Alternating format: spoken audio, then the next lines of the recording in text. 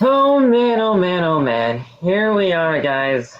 What's going on? It's Outside the Brand here with episode number 60. This is your Monday Night Raw review for your October 4th, 2021 edition of the show. This was night 2 at the WWE Draft, y'all, and it's now in the books. It's official. The rosters are set.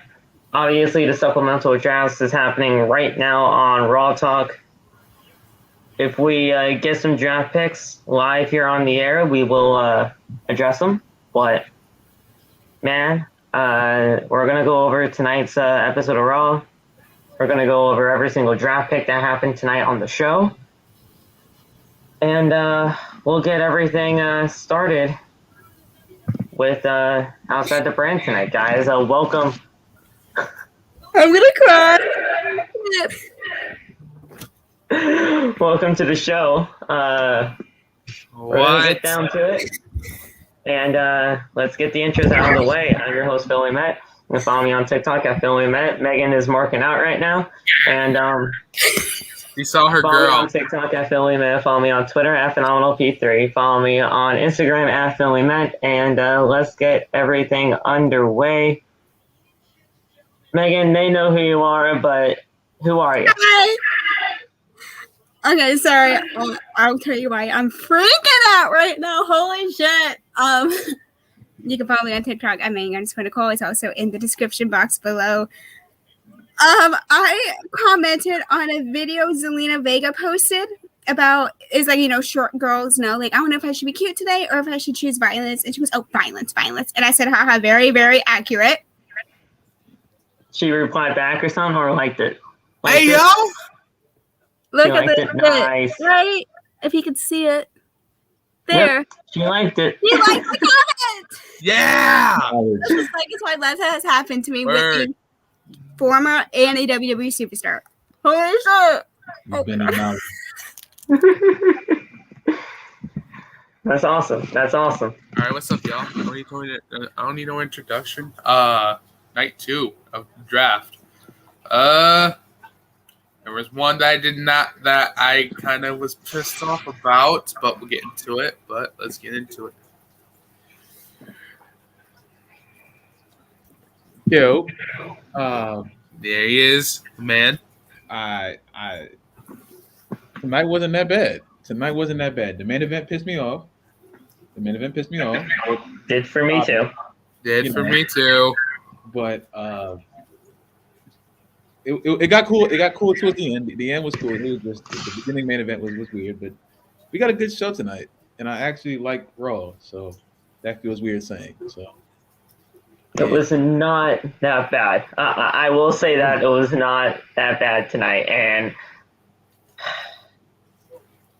were there some matches that kind of bored me? Of course, there always will be, but I think they're kind of. When it comes to these draft episodes, guys, the matches don't even really matter. It's really just a draft picks to try to figure out how the rosters are going to shake up and how everything is going to go down. So, I got Liv Morgan on my screen. I'm kind of hypnotized right now, but you know what? Yeah. Is roster going on for you guys, or down, Phil? I'm watching Raw Talk for the supplemental picks. Bob's like, chill out, Phil. He's like, chill out, Phil. But, yeah, guys, why don't we just get right down to it? Night 2 at the WWE Draft. The rosters are set. And let's get down to business. I mean, we started off Monday Night Raw with, of course, the SmackDown Women's Champion. Yeah. Started off Monday Night Raw with the SmackDown champion. Usually doesn't make that much sense, but in this case it kind of does because she was the first ever draft pick for Monday Night Raw tonight. She was number 1 overall, and she announced that she was number 1 overall, regardless of whether she wanted to or whether she just could, because you know what? She just doesn't give a fuck.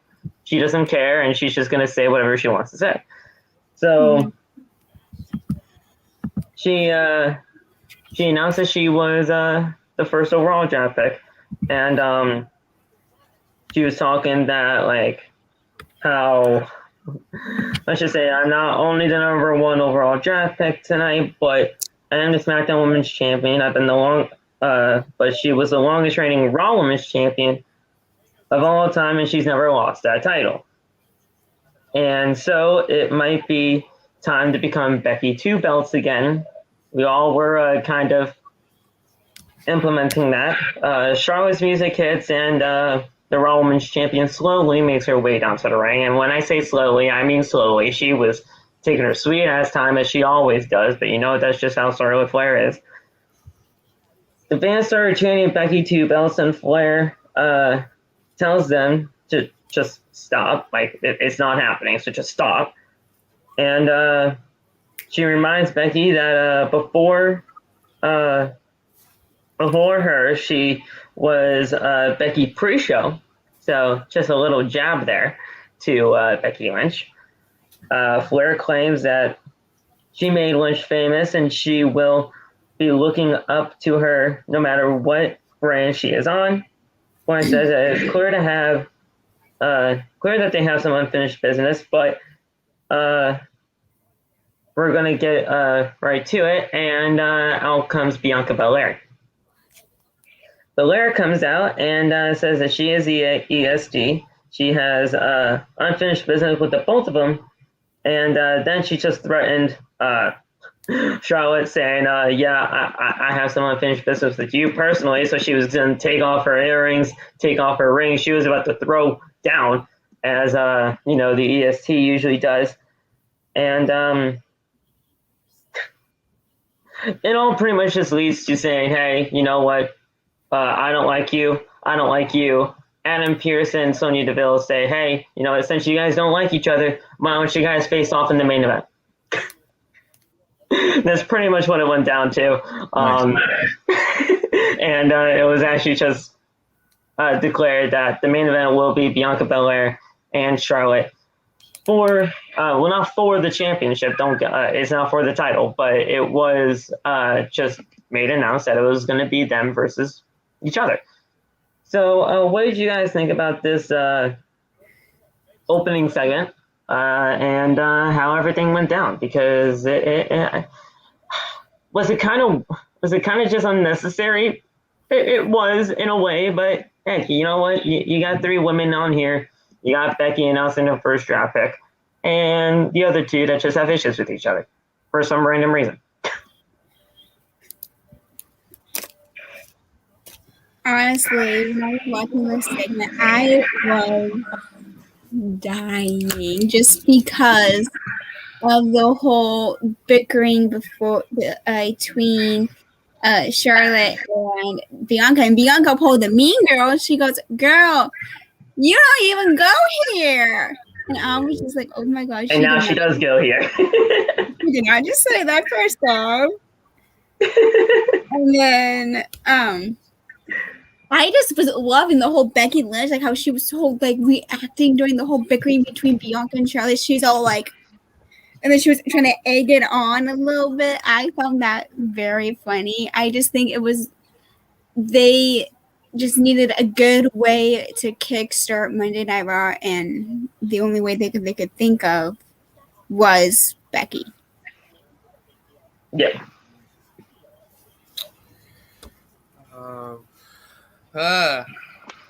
Becky came out. That was great. Right when she said that she was the first Raw draft pick, I was like, well, there's a spoiler right there. But when Bianca came out, when Charlotte came out, and she says, Becky goes, I want to be Becky Two Belts again. I was like, are we actually getting that tonight? And then I was like, but then I was like, nah. Then Charlotte comes out, cuts the usual Charlotte promo, which we all don't care about that. And then Bianca comes out, and like you said, she pulled the Mean Girls. You don't go here. She's been saying that since she's in NXT. And I was really expecting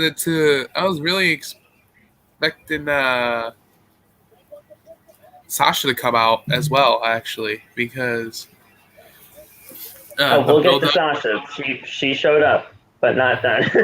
No. I was expecting her to show up and talk on the mic to build up the triple threat, but obviously we didn't get that.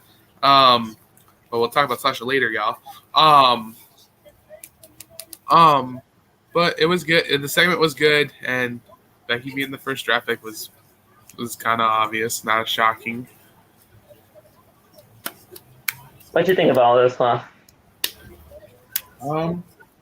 Pretty funny opening segment. I was actually somewhat entertained during this. I like Becky instigating it. I think it's very funny. Charlotte just being weird, she kind of ruined it. Bianca being the most beautiful person I've ever seen in my life, she's also being amazing. So obviously, I mean, I wanted them to fight as soon as Charlotte started talking crazy, but I like how they started off the open segment. I don't like how they came out. Adam Pearce and Sonya came out like Teddy Long and was like, "Oh, you guys are angry? Let's put him in the match." Like we already knew they were gonna have him. Yeah. And I'm slightly starting to get tired of Sonya too. Later, Sonya's starting to annoy me just a little bit. All this is really just pointing to.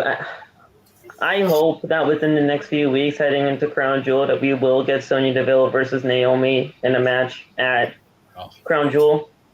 Yeah. That's what I'm hoping. That's what I'm praying for. I know it's probably not happening because they already have women's matches set for pay-per-view, and of course, the well, not Queen of the Ring, but what's it called? Queen of the Crown. Women's Crown or something like that. The women's Why crown. do they call it? Why do they call it that? They should call it Queen of the Ring. Because then basically Queen of the Ring, Charlotte Flair showed. Gotcha. They don't want to go into the whole crap, so they just call it Queen's Crown Tournament. I actually like Queen's Crown. I think it's got a nice ring to it, and honestly, King of the Ring, that's meant for the men. Like you should keep that for the men. It's King of the Ring. That just has a perfect name to it for the men. Queen's Crown, I think that, or whatever it's actually called. I think it's called Queen's Crown. I don't know what it is. Just tell me in the comments. I think it's perfect for them, and I think that's a good name for it. But who's most likely to be? We don't know who's in the tournaments for both of them, so we have no idea. But we know that the finals are happening at Crown Jewel for both the men and the women. I think that's way too rushed, in my opinion. You're literally holding a tournament, 2 tournaments, in a matter of 3 weeks. Less than that, even. How many people are in this tournament? How many? We don't even know that. We don't even know. We don't even know who's in it, and we don't know how many people are in it. Jazz just said something. How the really? Did they do that Friday or did they do that right now? What? No way. They probably just split them up. Yeah. Oh my.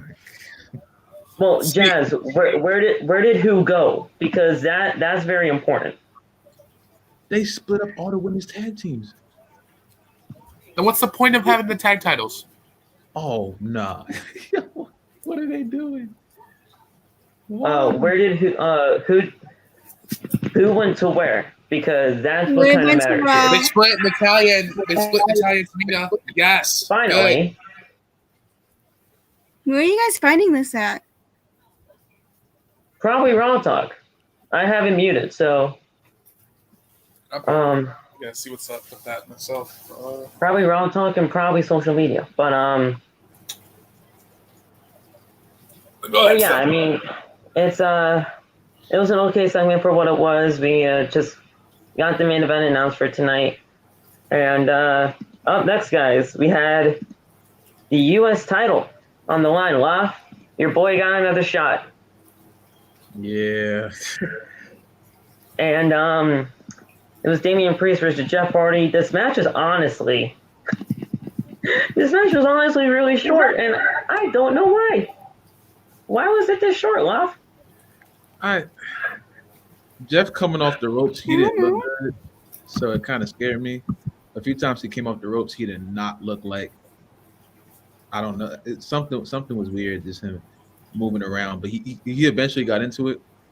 But I don't know why the match was short. I think Jeff landed bad on the Swanton, because it looked like he landed a bit awkwardly. So did he botch? I don't know if you would call it a botch. I just think his neck was too far up because his neck landed more on like the edge of Damian's abdomen instead of like his back. So it looked like he kind of like over jumped it. So I don't know. It didn't look bad, but Jeff like went, so it probably hurt more. Keep in mind, Wap, that's how he used to do it before he actually landed on them. So yeah, but I don't think he can do that anymore. I think he should use put more of his weight on the body, because when he lifts the mat like that, and since there's like an elevation difference between Damian's body and the mat, so you hit that little weird point, your neck is just gonna, it just looks. Yeah, but I mean, you are landing on the guy's ribs and abdomen. I mean, you could. If you hit that wrong, you're breaking the ribs. Yeah. So maybe his back was just not feeling it tonight, so he just said, I'm just going to overjump this thing so that I can kind of save my back. But in a way, if you're overjumping it and you're landing on your back on the ring canvas, that hurts like a motherfucker too. You ain't lying. So. Oh, you ain't lying at all. Trust me, I mean, I don't know. But we're back live from the commercial break that took place during this match, and Hardy knocks Priest off the top rope and follows up with a whisper in the wind for a 2 count.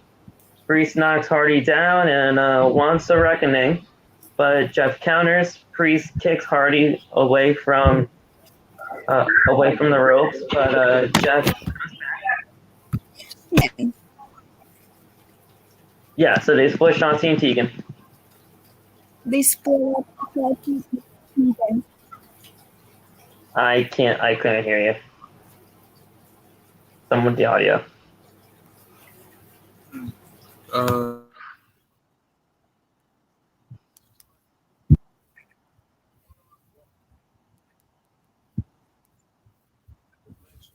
No.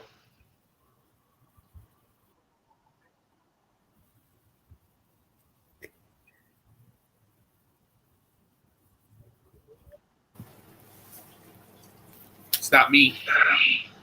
It's Megan. She's trying to figure it out. Okay.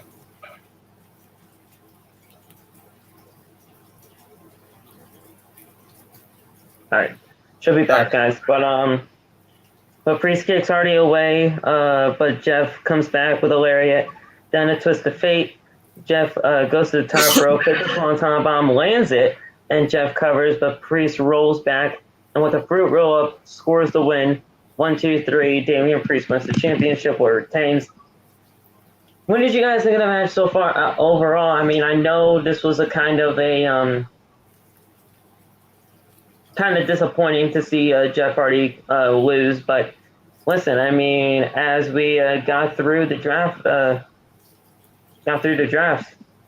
we figured out that we'll get to the actual draft picks in a second, but just talk about the match overall, guys.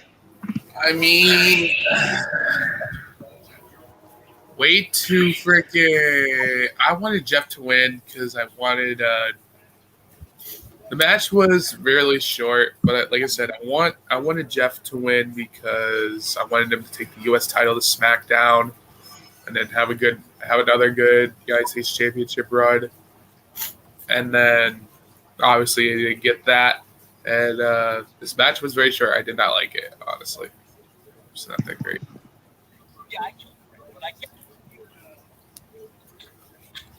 We're laugh at.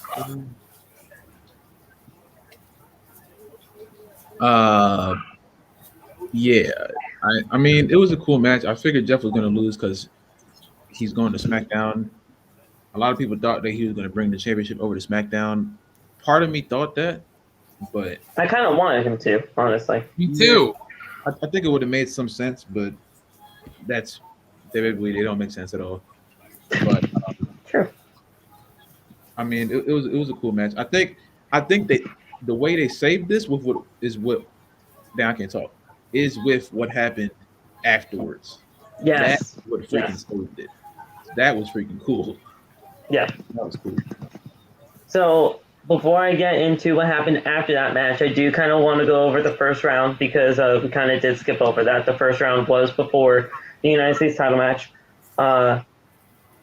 We brought Becky Lynch to Raw. That was pickup number one. They announced that Usos were drafted to SmackDown. Makes sense. You got the Usos clapping backstage, and Paul Heyman literally holding his heart in release, saying thank you to the gods above.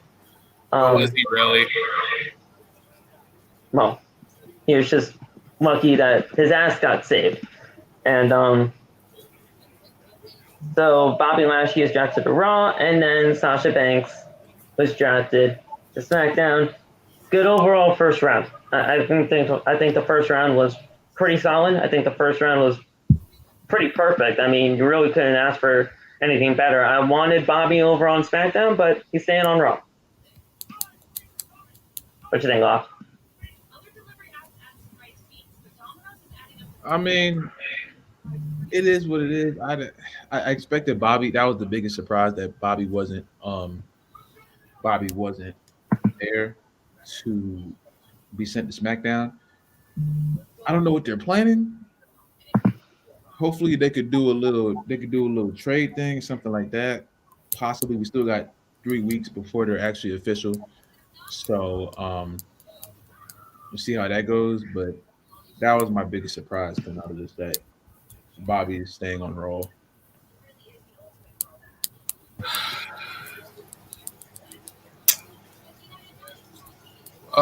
Big E. No, Bobby. Sorry. Bobby saying, I really wanted Bobby to go to SmackDown, honestly, because they were saying that Bobby. I've been hearing a lot, but obviously he's staying on Raw, and Usos is kind of was not surprising.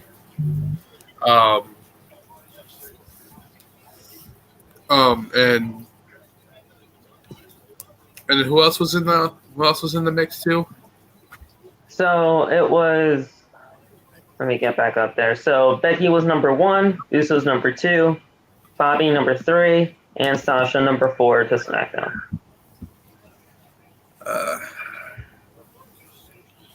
Honestly, these picks were not bad. Like I said, I really wanted Bobby to go to SmackDown, but I wasn't mad about. I was a little bit, but I wasn't too upset.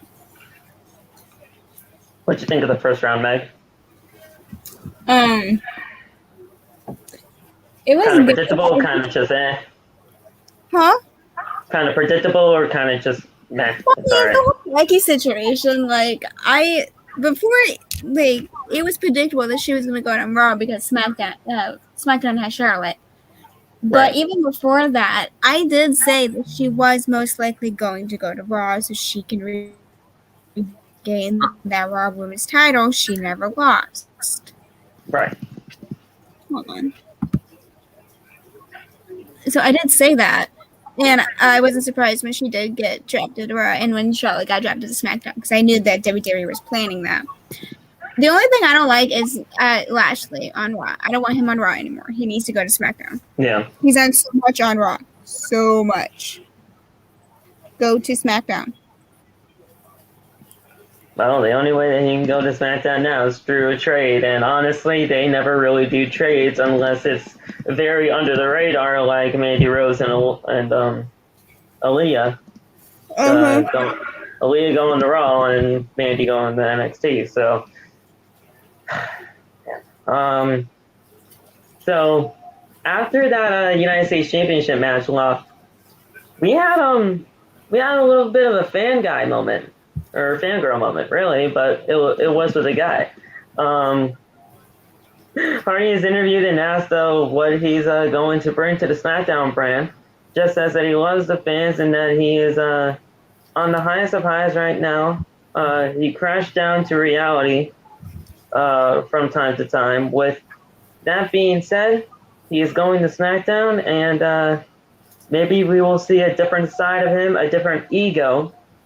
I don't listen. The different ego thing, I don't want to get my hopes up. I don't want to get my hopes up about that whole different ego thing. In the meantime, he plans on just making the most of what he has left on Monday Night Raw.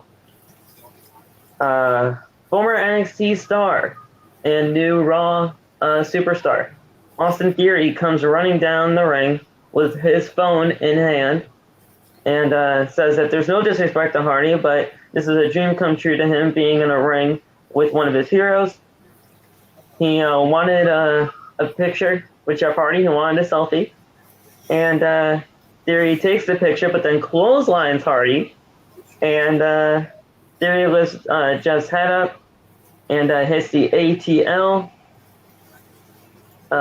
Theory lays down beside Jeff Hardy and takes another selfie. Well, what did you think of this? I mean, if you're going to make a big statement on Monday Night Raw from NXT, you might as well do it against a man that is as loved and as charismatic as Jeff Hardy. Yeah, I mean, I'm not too big on Austin Theory, but this is a great way to assert yourself. I wasn't mad at it at all. I think that was very well executed. I figured that when he came out doing the Bo Dallas smile, like he was just too happy to be there. But it was cool, though. I think Jeff alluding to something changing on SmackDown is very interesting. I don't know what he's about to do. I want to say Willow, but I know how WWE tends to ruin stuff like this, so I'm gonna just wait. If they do the whole Willow thing, just give Jeff 100% creative control on it. Do something with it. Don't have him in there dancing around, you know, and make it worth our while. But nothing could have happened tonight to make me mad because I knew in the back of my head that everything else is cool. Good segment. I'm not getting my hopes up on the Willow thing, just letting you know. I feel you. First off, like Austin Theory comes out with the freaking Bo Dallas smile. Man comes out with the phone. Man, why are you trying to be Tyler Breeze? But that got me. They gave me Tyler Breeze vibes with the selfie shit, with the phone and stuff. I was like, hey, don't be messing with my man Breezy now. Breezy oh is no, I'm not fantastic. hating on him. I'm not hating on him. Don't be messing with my man Breezy. No, there's no Tyler Breeze slandered here. But it was giving me that vibe. I was like, man. But then when he, waited to make a statement about I'm here on Raw. I'm here to be the next star, you know.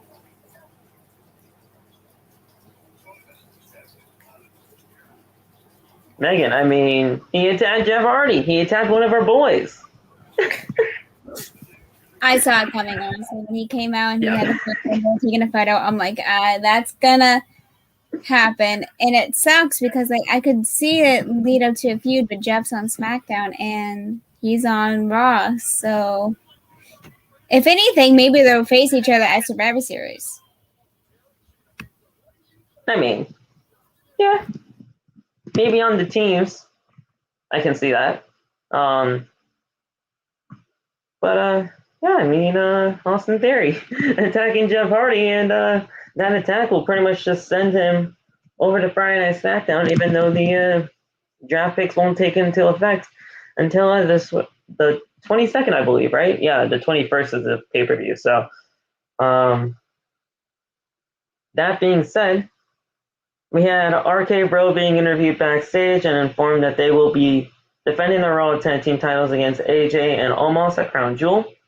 Riddle says that he's happy to see Orton back and asks if there's a snake in his pocket or if he's just happy. That made no sense, but it's Matt Riddle, so we'll let that slide. That was a major pause. Riddle. That is not PG. Oh, yeah, that was a major pause. Let that slide. I was just gonna let that slide, but then you guys brought that up, so there you go. I don't even know if that was PG. Riddle says that Orton looks like a skinless snake in the sun. Again, just gonna let that one slide. Orton thanks him and asks if he's done. He said that he is done. Randy asked if he was sure, and because this is gonna be your last chance to shut up. And he's like, yeah, I'm fine. So he says that we are going to actually shut up AJ and Omos tonight because tonight is a special night, and I'm going to challenge Omos to a match. And we'll get to that later on, as that match never took place, but I like what Byron said on commentary, so we'll get to there when we get there. Up next, guys, round 2 of the WWE draft took place, and this one kind of hurt me a bit inside, but honestly, I can kind of see where they were going. I'm going to let it slide, but not a lot of people will. Seth Rollins jumped into Monday Night Raw. Kind of saw that coming with Becky. I mean, they try to keep these couples together as long as they can. And they did just that. SmackDown retains the Intercontinental Champion in Nakamura. So Shinsuke is staying on SmackDown with Rick Boogs, of course. Rick they're not splitting that up. Don't mess with my man Rick. Hey. Don't mess with my man Rick Boogs, bro. That's what I'm saying. Like, if they ever split that up, I would have been freaking... I would have had some shit to say tonight. Oh, yeah. But Raw selected Damian Priest for the United States Championship, stays on Monday Night Raw. SmackDown, I loved this draft pick for the final pick of SmackDown. Lop, I kind of want to get your thoughts on this. Sheamus going to Friday Night SmackDown. I loved it. I think this was a steal in round 2 for SmackDown. Oh, this is not the round I was upset about. If this means a repeat of the Jeff is a bad guy feud with Sheamus, I'm gonna be a very angry man. But I don't think it will be. Hopefully, they stay far away from each other. Yes, at least very rare do you see them together. But I think it's a good pick for SmackDown. Honestly, you guys know I'm Team SmackDown. I think we won this whole draft, except for those last 2 terrible rounds. But I think this is very good. Raw definitely, that's like a body shot for Raw taking Sheamus because he's been a very good competitor these past few months on Raw. So, Sheamus going on SmackDown. I kind of prefer him on SmackDown more than Raw, honestly, because Sheamus has accomplished more stuff on SmackDown than Raw. I mean, don't get me wrong, he won WWE Champion on Raw, but like, I feel like he accomplished more on SmackDown. Like, he won the World Heavyweight Champion. You know the vibes. Anyway, so and then Seth going to Raw. Wasn't surprised right there because you had to keep the couple together, like you said, Phil. They always do it. Yep. And then who was the another one that went to Raw? So the other one that went to Raw, of course, was Damian Priest. Yeah. And then Nakamura staying on SmackDown. But that's that. Okay, that one I was a little bit upset of. Why did you not put the Intercontinental Champion on Raw? Because I want the United States Champion back on SmackDown. I really do. Because Nakamura, King Nakamura, whatever. He won't be king for long. This tournament's happening this Friday, so... I know. But, he was never my king anyway. Fuck Nakamura. Or at least the king. You want this King of Strong style. That's what you want. I want some better shit than this, but go on. Anyway, so anyway, I wanted Nakamura on Raw because the man's already been on SmackDown ever since he debuted, and I wanted to see what Shinsuke has to do. I want to see what Shinsuke can do on Raw, but turns out it didn't. And Damian Priest, I wanted Damian to go to SmackDown because I think he would. I mean, he is doing good on Raw a little bit, just a little. But him going on SmackDown, I think he would do better even more than what's going on right now. But like I said, these picks were not that bad, but except the 2 champions. Megan, thoughts on round 2? Yeah, I don't know. Yeah. Honestly. Kind of just And meh. then, I knew Seth was gonna. He was on round 2, right? Yeah. Seth is on Raw, and Damian No. Priest stayed on Raw. Okay, I mean, I'm just making sure that he was on round 2. Yep, round 2. Yeah, I knew Seth was going to go to Raw. Like, right when I knew Becky was going to Raw too, I'm like, oh, they're going to keep like the couples together. And it also makes sense since Edge is also on Raw. They can continue the feud over there. Yeah. Well, it was good. I mean, Raw did gain some good people, and so did SmackDown. I think that it's starting to be evened out, honestly. Yeah, I mean, honestly, the first 2 rounds of this draft were not, they weren't bad. And I mean, I'm glad this year, and I want to get everybody's opinions on this. The last few years of this draft is like, oh yeah, 3 draft picks for Raw, 2 draft picks for SmackDown because Raw has the extra hour, so that's why it's 3. I never liked that. I think having 2 and 2 is absolutely perfect because listen, just because Raw has 3 hours does not mean they should have an extra draft pick. Have it be equal, please. Yeah, And I think they did it perfectly fine tonight and on Friday. they did. I like it. Wow, what's your thoughts on the whole 3-2 kind of being demolished this year in the WWE draft? They've been trying to push the Raw's the A show agenda for I don't know how long, but that was just another way that they tried to make that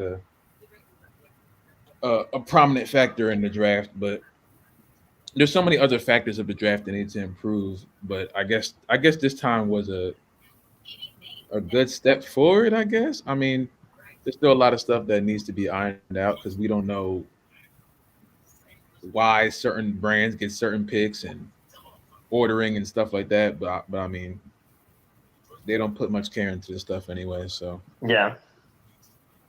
unfortunately, I just didn't want to have, oh yeah, Raw gets 3 picks because they're 3 hours and SmackDown only gets 2. Like that. Yeah, that makes I never sense. liked that.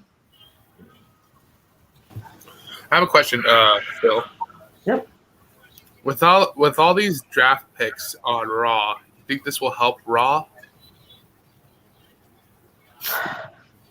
So far when it came to the actual draft picks on the shows, I did not expect the draft rosters to look as okay as they do. I hope and I pray that we get something fresh and new. But I'm holding off. I'm holding off on my judgment mainly because I just want to see where the first few weeks go. I want to give it a full month. I want to give it 4 weeks on each show, and then if we have rematches, this thing did nothing. It honestly did nothing. If we get rematches after 1 month, then we know it did nothing. But if we actually get new shit every single week and we actually improve on storytelling and improve in the ring and story-wise, then this draft is a huge success. So that's where I'll land on that. What do you guys think about that? I was going to ask Sloth the same question. Wait, say that again. I was going to ask you the same question. I said, do you think this will help Raw? I mean, no, because you can have all kind of stars on Raw. If they don't know how to use them, then it won't matter anyway. So it has the opportunity to help Raw. I hope it does help Raw, but we have yet to see if that can actually happen. You know, so.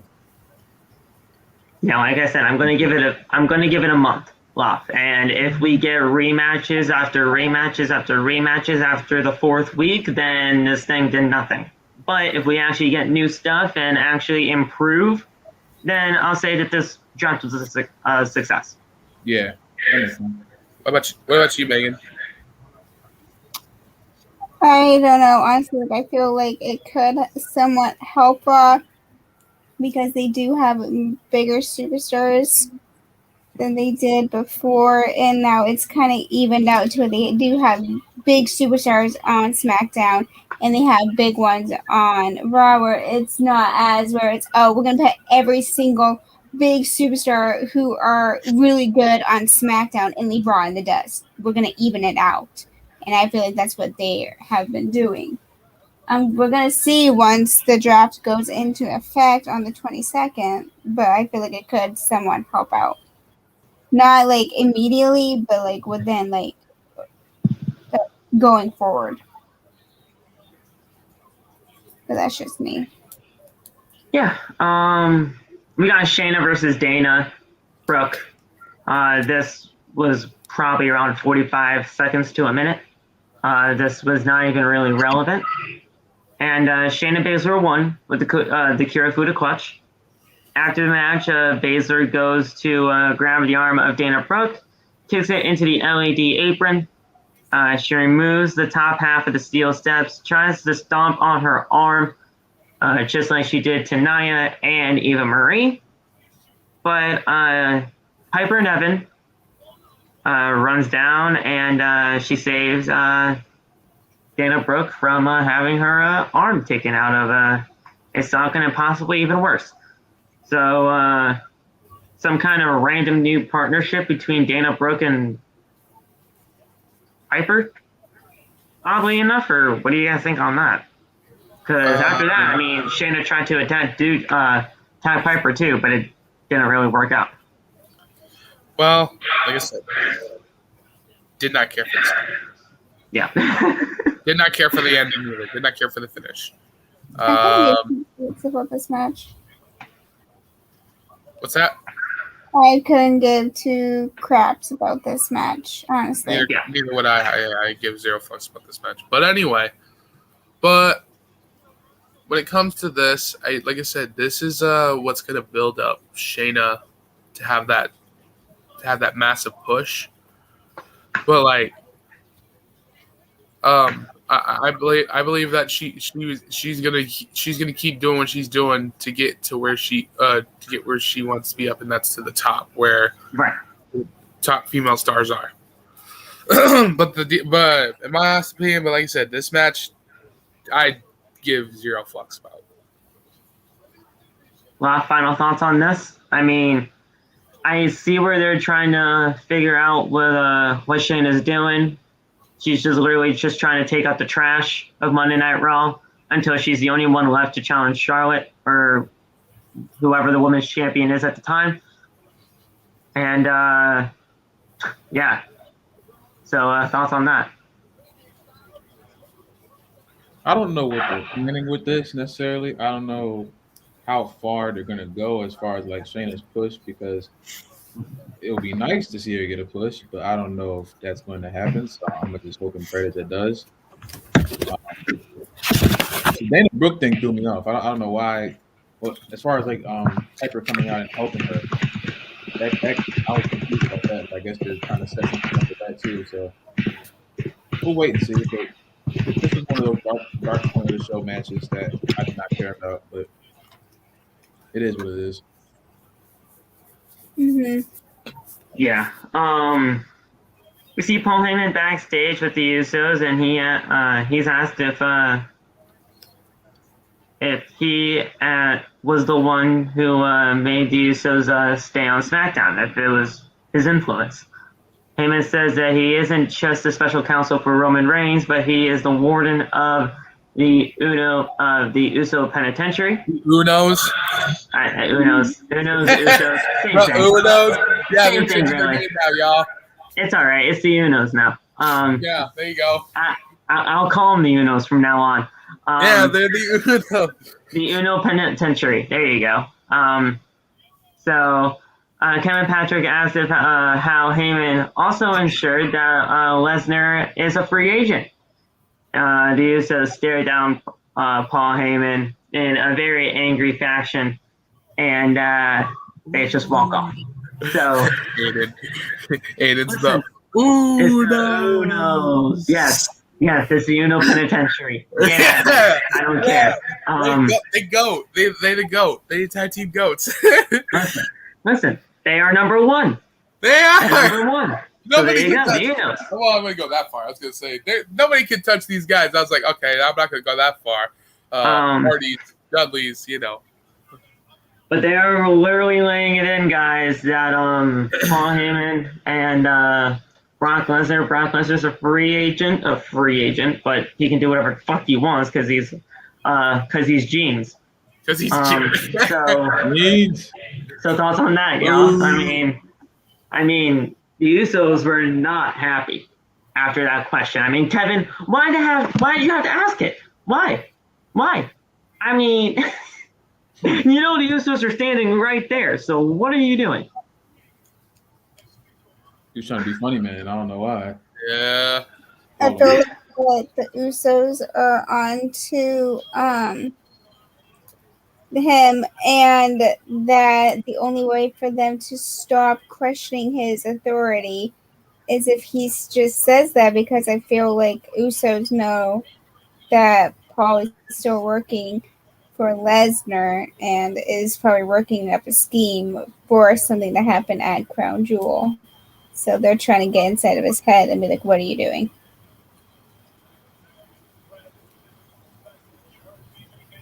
Yeah, pretty much. Okay.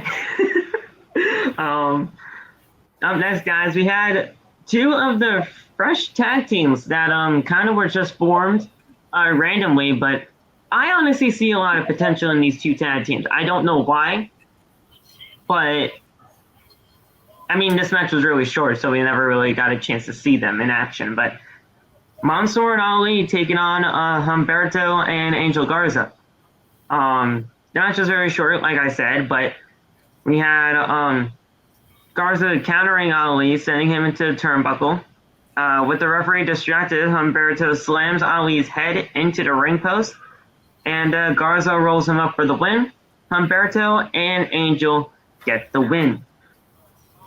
I like these two tag teams, but if you're not going to give me a chance to see them in an actual full-length match, what was the point of having this? Yeah, it seems kind of weird. I don't know why they're putting them in such quick matches. Maybe they're probably still trying to feel them out. If they want them together, I guess. That's the only thing I can think of. But I mean, they look like they're gonna work. I like Humberto and Angel together. They're cousins in real life. They're family. They have like an actual connection together. So why not pair them up? They don't look bad at all. I mean, I still am a bit skeptical of it because it is Monday Night Raw. But I mean, they do need to be in a actual at least 10 to 15-minute match, so I can see like how does it look when they come back from being beaten down in the match, stuff like that. The matches are ending way too quickly. Yes, Aiden. Yes, Phenom. I do mean the two Humbertos. Yes, one of them is actually named Humberto, and like Angel's real name is Humberto. So yeah, I do know that. But yeah, this match was very short stall. But I mean, don't care. I see potential in these two teams. I don't know why, but I do. Yeah, but. It's good to see. It's good to see those two. It's good to see Humberto and Humberto together as a tag team. You know what this tag team reminds me of? When Carrillo and Primo tag team together, and they performed. I can see that. Yeah, don't mess with my man Carrillo. Yeah. Hey, listen. Carlito's doing his thing backstage. But yeah. The man has an apple, bro. You ain't cool. But anyway, I do see a lot in Mustafa Ali. I mean, Mansoor has something. I do believe that, but I still see more stuff in Ali because I know they were gonna push him, but they turned that. They kind of buried that. They kind of took care of that 2 years ago in 2019. but but like I said, how long am I expecting those guys to be a tag team though? Mansoor and Ali. That's the thing. Yeah, I got no idea, but you know what? They work together. I don't know what it is about them, but they do. Yeah. Mansoor was just a youngin that just came to Monday Night Raw, and Ali took him under his wing. And I mean, he's still showing babyface kind of mentality, standing on the top rope, and the crowd to cheer and all that. And Ali's just saying, "Get the hell down! What the hell are you doing? Like, come on, get your head focused." And he's like, "Yeah, fine." So I don't know. I mean, Megan, do you see a turn at some point when it comes to Ali and Mansoor? And obviously, Ali would most likely turn on Mansoor, right? I mean, it's happened once before. Why not happen again? Right. I can sense the tension, and I wouldn't be surprised if within the coming weeks, leading up to Crown Jewel, that Ali turns on him, and it leads up to a match between those two there. Yeah.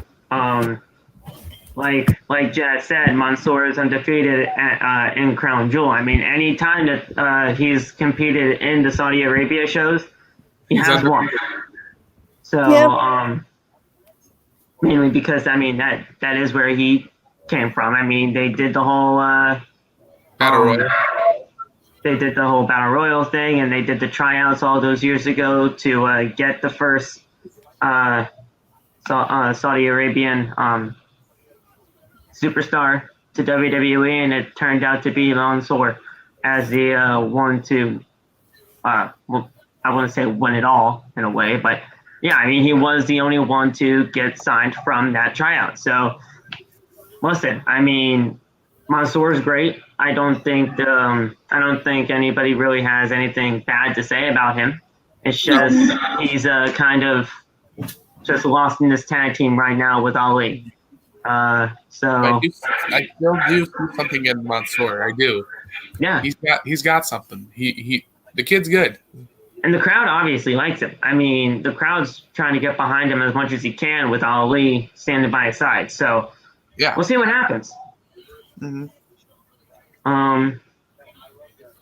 After the tag match, the WWE champion makes his way to the ring, and he'll be talking to the crowd here in Nashville after the break. So, had that break. And before we actually had Big E talk on the microphone to the crowd of Nashville, we had Adam Pearce and Sonya Deville.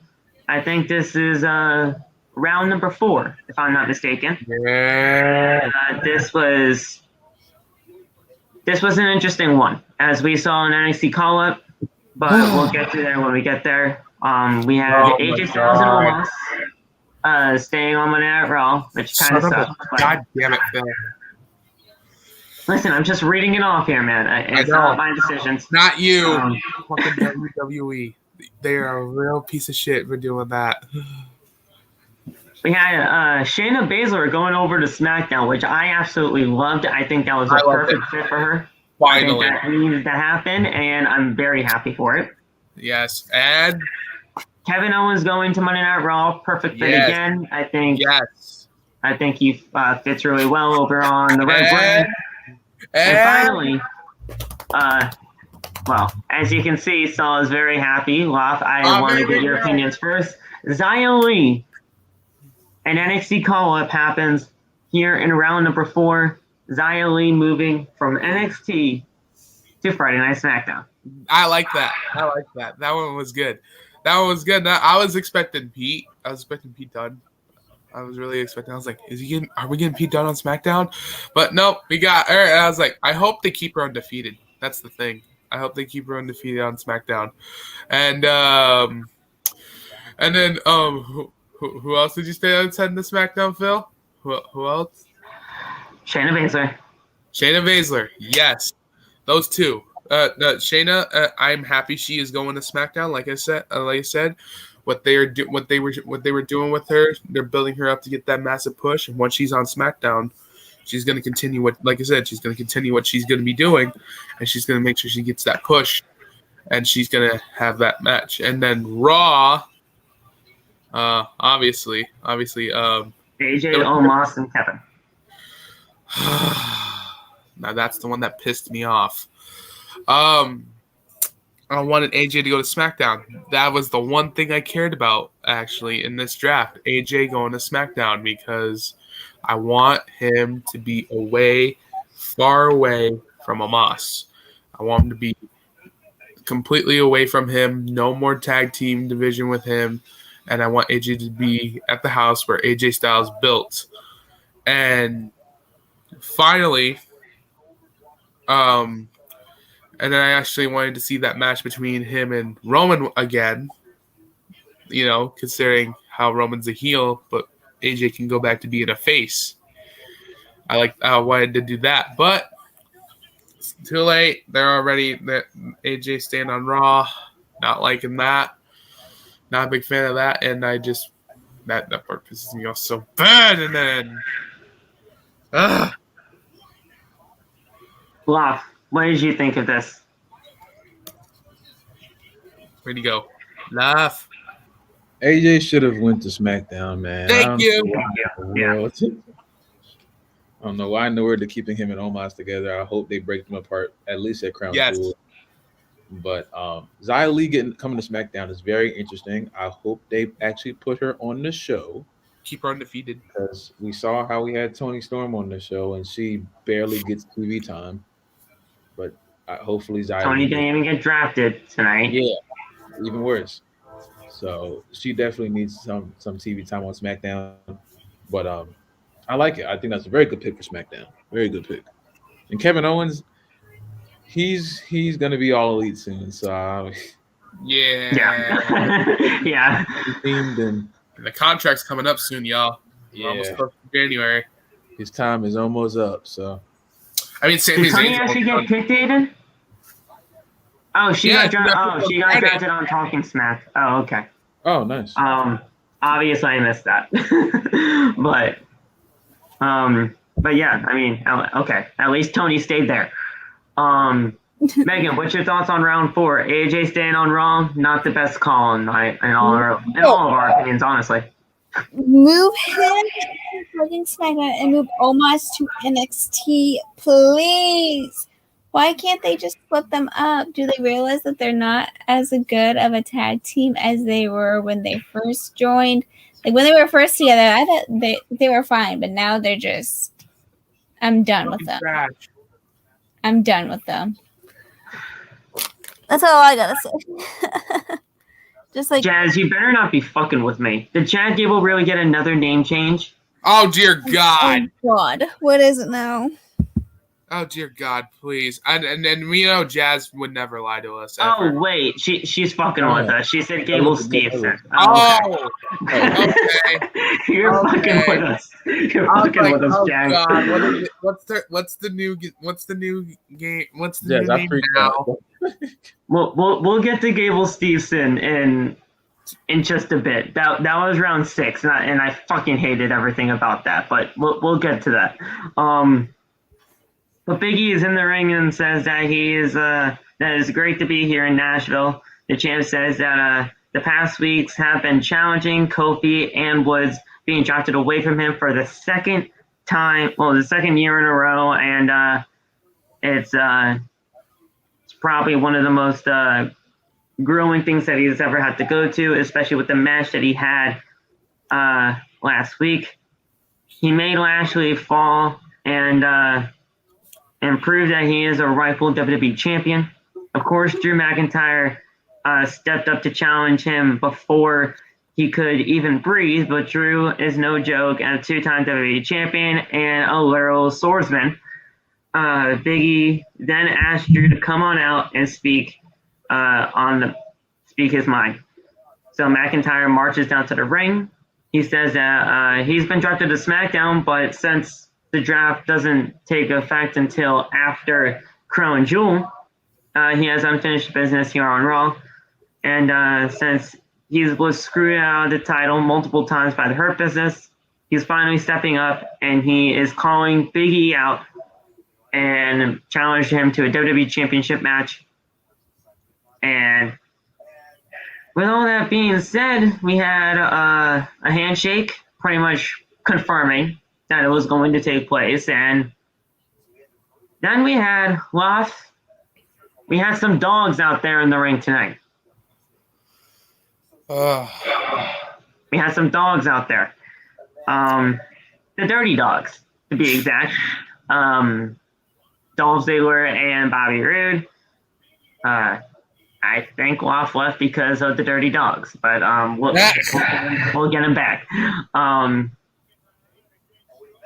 Pretty much. Hey, Saul, remember when Dolph Ziggler was saying it should have been me?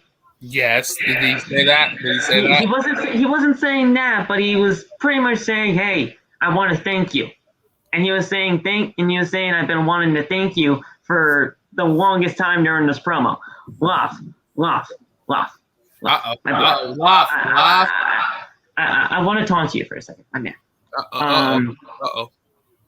Remember when Dolph was saying it should have been me? Mm-hmm. He was saying, "Hey, I want to thank you," like 10,000 times during this promo. Mm-hmm. Is that his new shtick now? Does he just want thank you? Does he just want a thank you in anything that he can achieve? Are you serious? I'm on board with it only because I think this was the best segment of the night, just because I think all four of them did a very good job of having a sustainable segment. Like Dolph showing the flashbacks of E being his bodyguard, and very conveniently, I was on live and I was screaming for them to show AJ, and they refused to show AJ at all, even though AJ was like there during that period of time. So I thought that was fun, but I think this is the best segment of the night. I don't know why the four of them had Hayden, the chemistry. kind of obvious that he was. Yeah. It was good. It was good. Dolph calling himself Big D was nuts. That was crazy. Yeah, when that was pause. Yeah, no, it actually happened. Jimmy Smith called Drew McIntyre in the tag team match that they had Big D. That it was bad. No, I mean, we all caught it probably. I mean, it wasn't really that hard to miss. I saw it too. I was like, "Hey, yo!" It was not really that hard to miss, but Corey Graves just kind of let that one slide, I guess, and he just kind of went past it. But yeah, Big E and Drew McIntyre took on the Dirty Dogs here. And it was a pretty good match. I mean, we had some good. Listen, Drew McIntyre, as much as I hate the guy, he's great in the ring. Big E's great in the ring as always. Mm-hmm. I got a lot of backlash from what I said like yesterday, but you know what? We're not here to talk about that. Big E's great as always. I love Big E. Don't get me wrong. And then Ziggler and Bobby Roode. I mean, for years I did not think they were a real tag team, but considering that they never really even tried to split them up, they became an actual just tag team just by default. Yeah. And Ziggler and Roode are great in-ring competitors. I don't take anything away from them. I think Ziggler is probably one of the most underrated superstars on that roster today. Like Ziggler is a great in-ring talent, and do I ever see Dolph Ziggler ever getting a main push again?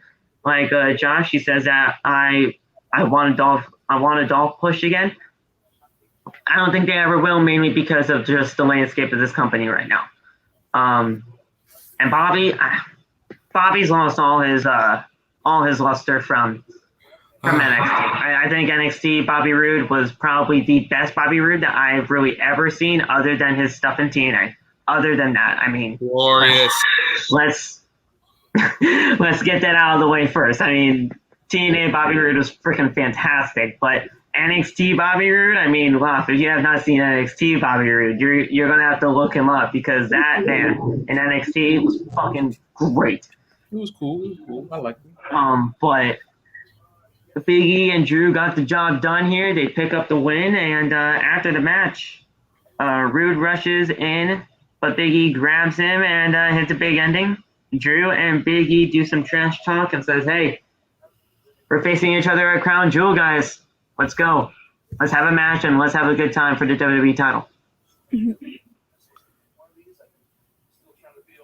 I think it's going to be an intriguing match. I do, but we just know who's going to win based on where they're drafted. So, wait a minute. Are you saying Big E is going to lose to Tyler Drew? No. Okay, good. No, Okay, good. on SmackDown.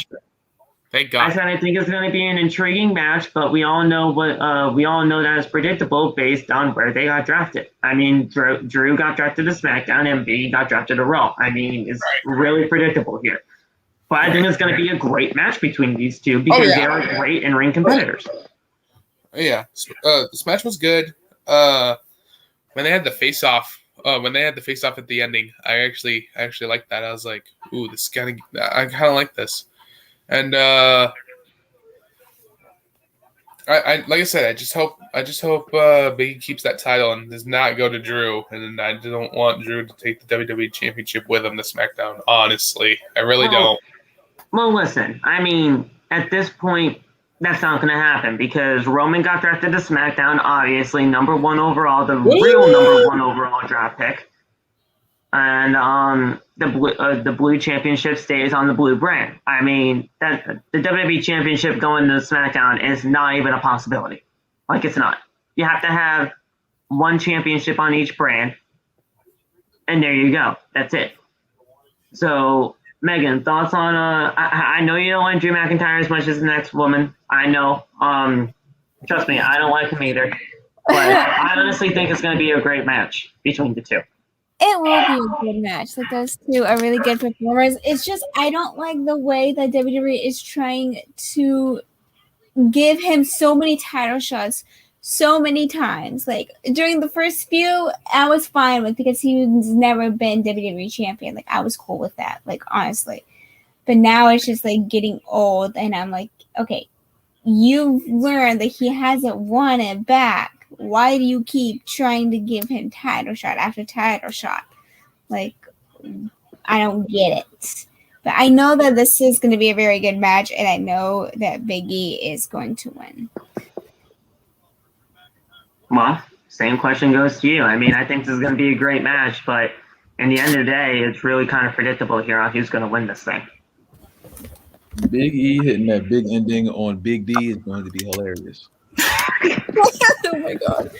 I'm calling you Big D for now on. I think that's the best thing you've ever done. Of course you will. So I'm calling him Mr. Feeney. You're calling him Big D. Hilarious. Listen, Jimmy. I like you. I don't know why I like you, but I do. I mean, I think your voice actually kind of fits Monday Night Raw, but calling him Big D.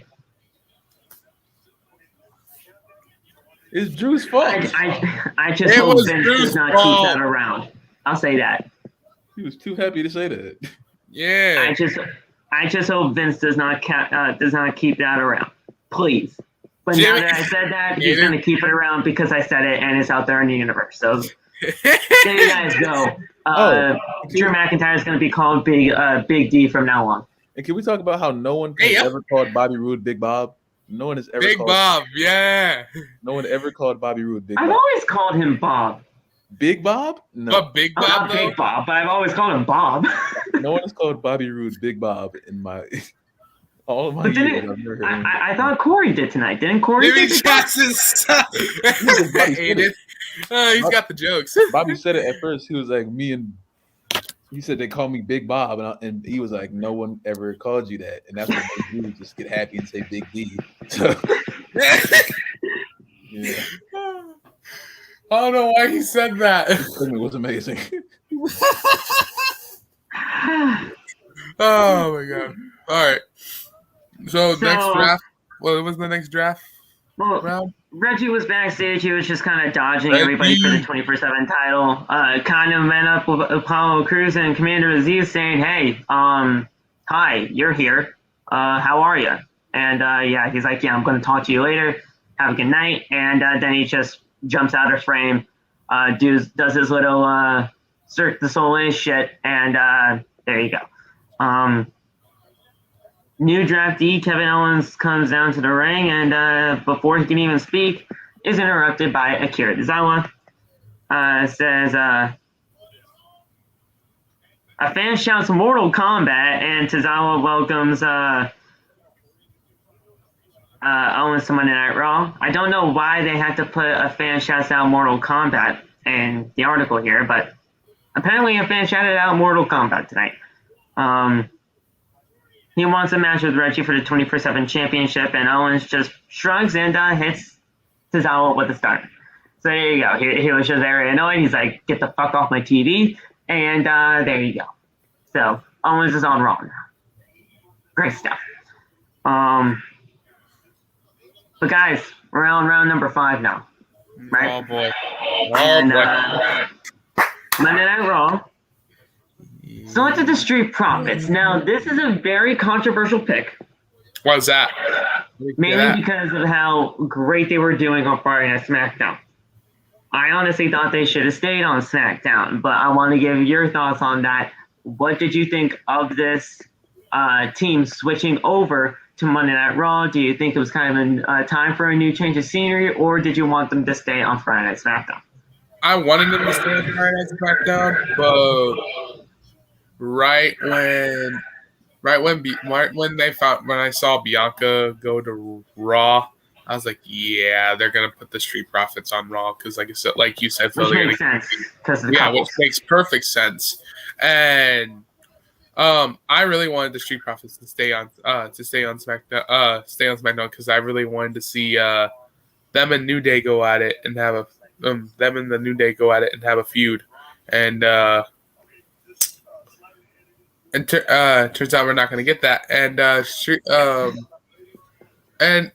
could the Street Profits possibly help the tag team division? Kinda.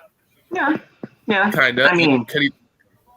Oh, go ahead. I, honestly, at this point, I really don't know who's on the Raw tag team division other than the RK Bro. Okay. Viking Raiders. Viking Raiders got drafted to SmackDown tonight. Oh yeah, that's right.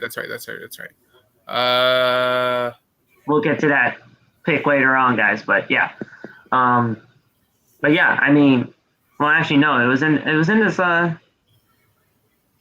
this round, yeah, because after the Street Profits, the Viking Raiders got chosen to SmackDown. Raw got Finn Balor, which yes. Lop, I kind of want to get your opinion on that. Finn Balor to Monday Night Raw, yes or no? I didn't want it, honestly. I wanted him to stay. What? No. I wanted him to stay. No. Look, I feel like he should have won. I think he should go to Raw, honestly. I mean, as much as after what I saw, what went down for him on SmackDown, I was like, I think he should go to Raw because because his finish at Extreme Rules. A little bit of that. That finish at Extreme Rules was enough for you to say, "Hey, get shipped over to Raw." A little bit, yes and no. But honestly, I think it'd be good for Finn because honestly, they can use him. They can use Finn for really good feuds. Honestly, on Raw and he could also Finn could challenge Damian Priest for the United States champion, take that title off of him. Yeah. I don't know. I mean, what are your thoughts on a Balor moving over to Raw? I mean, it's just I don't know. 50. It's conflicting, yeah. I'm 50-50 because Finn can do great on Raw. I just don't want him to fall through the cracks.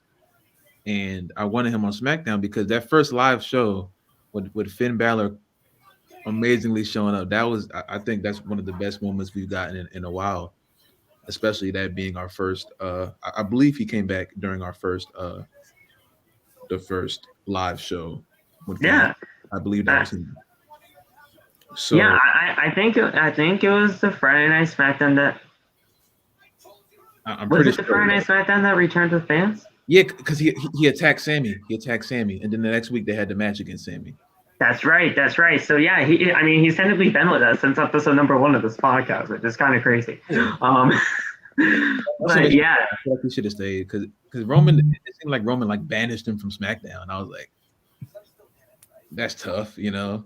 But he's done a lot. He won the Universal Championship on Raw, even though he couldn't defend it. It was just like he's been on Raw for so long. I don't know. I'm 50-50 on that. I hope he doesn't fall through the cracks on Raw. I don't think he will. I think if anything, he might get that WWE Championship.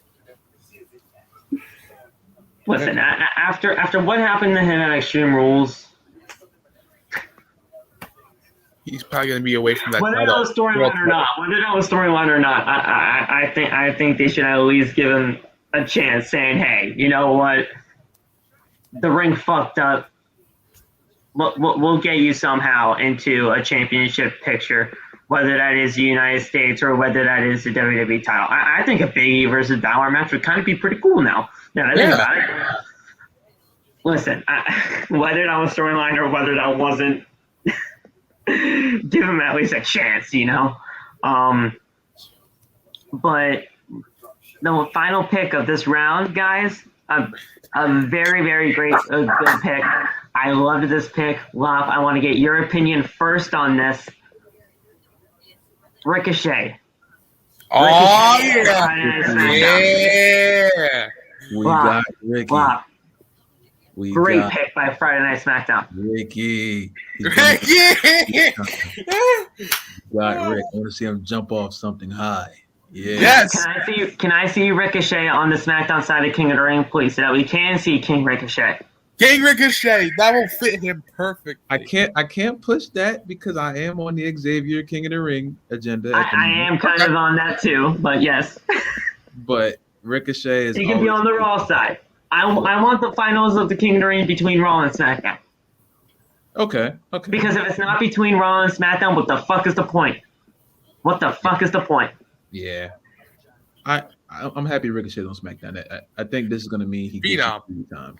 I want that too. I want that too. Go to his comment. He says, I'm glad Ricochet is going to SmackDown. Can we see NXT Ricochet back on SmackDown? Yes, please. Maybe. I'm not going to get my hopes up on that, but maybe. But Ricochet's back on SmackDown, Megan. I love it. I think everybody loves it. I think this is a great change of scenery for the kid. Oh, yeah, I'm happy that he's on SmackDown. I wanted him to go to SmackDown, honestly. Feel like maybe he can be in the IC title picture and then work his way up to the Universal title picture. Listen, I think Ricochet in the Intercontinental Championship section when it comes to like the whole mid-card division, I think it fits him perfectly. It really does. So after that, guys, we had the women's tag team titles on the line. Rhea and Nikki defending against Natalya and Tamina. Very, very short match. Don't care. Ripley goes to the outside, celebrates with Nikki, all fired up, and Ripley drags Tamina into the ring, hits a riptide, tags in Nikki for a splash, and the 1, 2, 3. Very, very typical match between these two tag teams. It was kind of just unnecessary, but we had the tag team titles on the line tonight. Well, thoughts on that? Boring match. Boo. Yeah. Boo. Boring. Boo. Sucks ass. Listen, I said it once, I said it again. I'm going to say it again. I'm going to keep saying it until these championships are no more. Get these titles off my television. I don't give a shit about the WWE's women tag team titles. I don't. There's no tag teams in this division, so why even have them? I'm sorry, but that's just how I feel.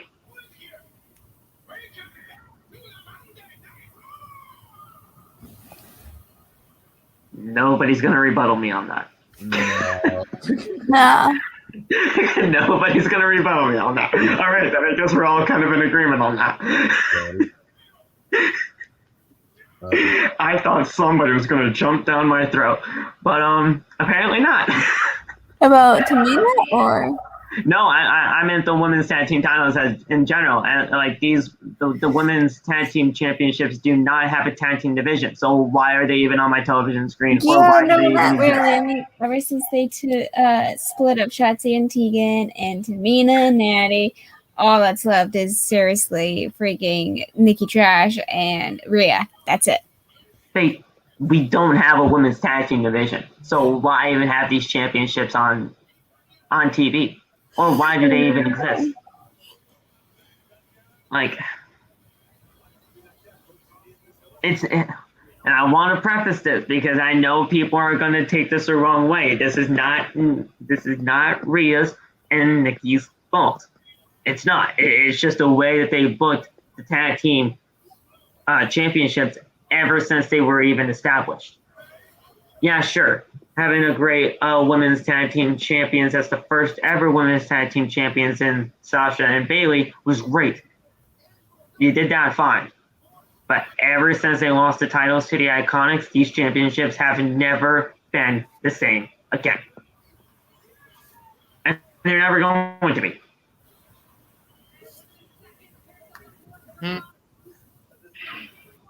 I mean, I don't think anybody can really dispute what I just said right there. So, No. But yeah, guys. After that, I think this was the final round number 6. No, this wasn't actually. This was round number 5. Yeah. Adam Pearce and Sonya Deville come out for another round number 5, as Raw chooses Karrion Kross. So the ripoff Kane stays on Raw. SmackDown picks the team of Angel Garza and Humberto Carrillo. The two Humbertos go to Friday Night SmackDown. I honestly think this is a pretty good pickup. I mean, mainly because, listen, they needed a change of scenery. I think SmackDown does kind of fit them perfectly here. Raw does get Alexa Bliss whenever she does return from her sinus surgery. And SmackDown, they stay with Cesaro. So I think this is a pretty good pick, pretty good round. I mean, we got another tag team going to SmackDown. We got Karrion staying on Raw, Alexa staying on Raw, and Cesaro, I wanted him to stay on SmackDown the entire time. So I think that was a good pick. I mean, I hope Cesaro. I like that Cesaro staying on SmackDown. I mean, sure. Yes, of course, they're not using him right now, but I'm just glad he's staying on SmackDown because I can see him doing more matches with other competitors that are heading over there. And Raw's got Karrion Kross, like you said, the knockoff version of Kane. You said, really? Yeah, I mean, he's got his seatbelts on. He has that mask. He's ready to go. Right. He's ready to have that rocket strapped on him because he's got those seatbelts on him. Yep. And then who else is on Raw? Alexa Bliss. So when she comes back from sinus surgery, yes. That's where she's going. Okay, listen. I understand people wanted to put her on SmackDown, but a little bit of I'm bummed that she's not on SmackDown, but I'm kind of not mad about it that she's on Raw at all. I want her to stay on Raw, honestly. Yeah, I think this is a good pick. I think also this could also help. She's still the woman that can also help Raw out too. Honestly. Loff, what's your thoughts on round number 5 with all of these picks going over? These last 2 rounds were just duds. Really? Okay. I wasn't happy. It just felt weird at the end. I don't know. It just felt weird. Where did you want these 4 individuals to go? Do you think they were okay going to these brands, or was it just not the right round for you? It just wasn't the right round. The first 4 had like some like a surprise. Everything else was just like okay. There was nothing that really struck my attention, I guess, but I don't know. I'm not sure.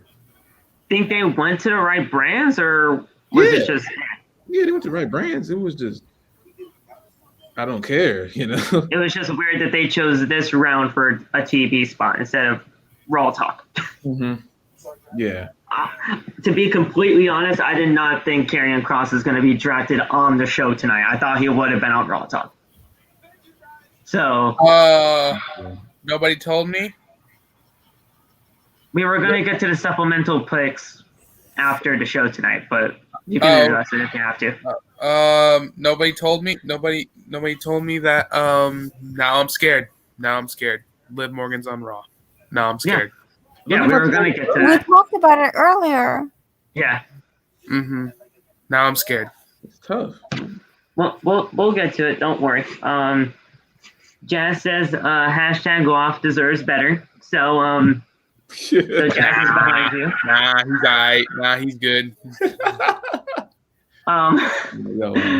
Megan, this round was kind of a disappointment, not gonna lie, but I think these 4 people got to where they needed to go. Yeah, I just wish Bliss would have gone to SmackDown, honestly. Think she's done enough on Raw? Yeah, she's done enough on Raw. She's been on Raw for a while, and she is out for like 3 months, so I feel like it would have been better for them not to draft her and then for her to be a free agent and then just to show up wherever, honestly. Show back up at the Rumble. Exactly. And then just have her go to whatever freaking pay to roster, or hey, just have her win the whole goddamn thing and then have her choose to go wherever then. I mean, I honestly can't disagree with you there. But yeah, oh god, do I even have to address this? Do I address this or not? Go ahead. I have to. Phil.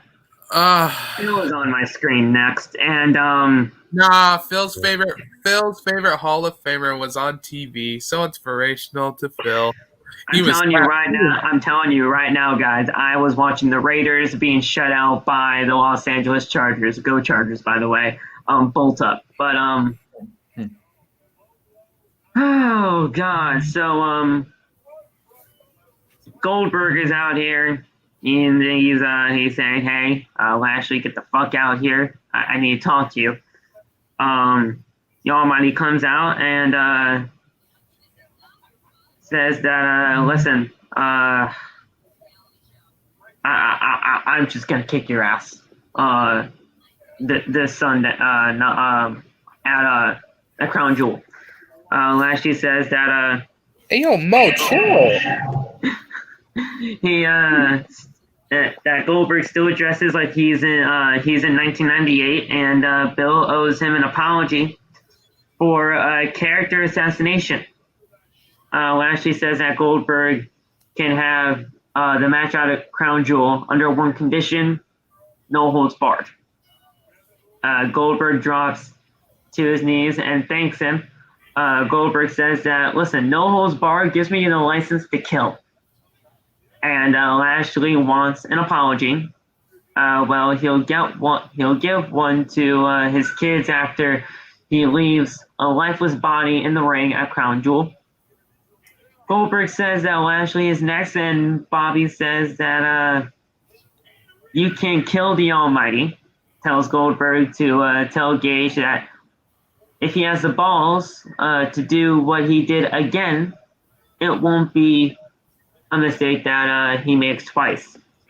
Lashley asks Goldberg if Goldberg would do if someone jumped on his back. Cedric and Shelton Benjamin do jump on Goldberg's back, and not too long until he elbows Shelton Benjamin away, hits a spear, and that's it. So Goldberg versus Lashley, no holds barred at Crown Jewel. I just want this shit to be over with so that I can get Bill off my TV screen. Hopefully it gets. But I don't know why no holds barred was like, ooh, that was the way to go. But I mean, I don't know. I don't know what they're about to do with. Hopefully, if Bobby beats him, I'm gonna say if, because I can't even be 100% sure this is gonna go the way it's gonna go. Part of me thinks Goldberg is gonna win, but I'm gonna just wait until it's time for predictions. But hopefully, if Bobby wins, Goldberg can go back to being retired, and Yes. we can hopefully trade Bobby back to SmackDown like a really quickly, even though that really is cutting it close as far as the deadline. But I mean, I just want Bobby to retain. Not retain, but I just want Bobby to win. Is this the last match on Goldberg's contract? Absolutely. Or is there one more? There is one more. Oh God. Hopefully this is his last match, but knowing WWE, he will have one more. Whether this is the second to last one or if it is the last one, if it's the last one, I'm going to be fucking happy.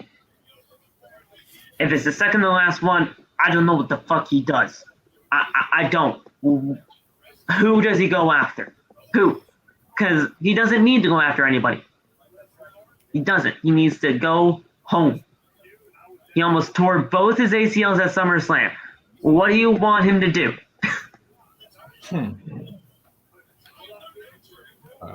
I don't know, man. He's got one more match. Great. I don't know what is going to happen, but he's got one more match after this, so we'll figure that out. Seth Rollins is interviewed backstage. He's singing and dancing that he's on Monday Night Raw and that he's better than ever. Kevin Patrick says that Edge is also drafted to Monday Night Raw, but Seth interrupts him and says, "Hey, don't say his name. Don't say it. It's all right. I know who you're talking about. It's don't like try to rain on my parade here." It's like, don't try to rain on my parade here. All right? This is my night.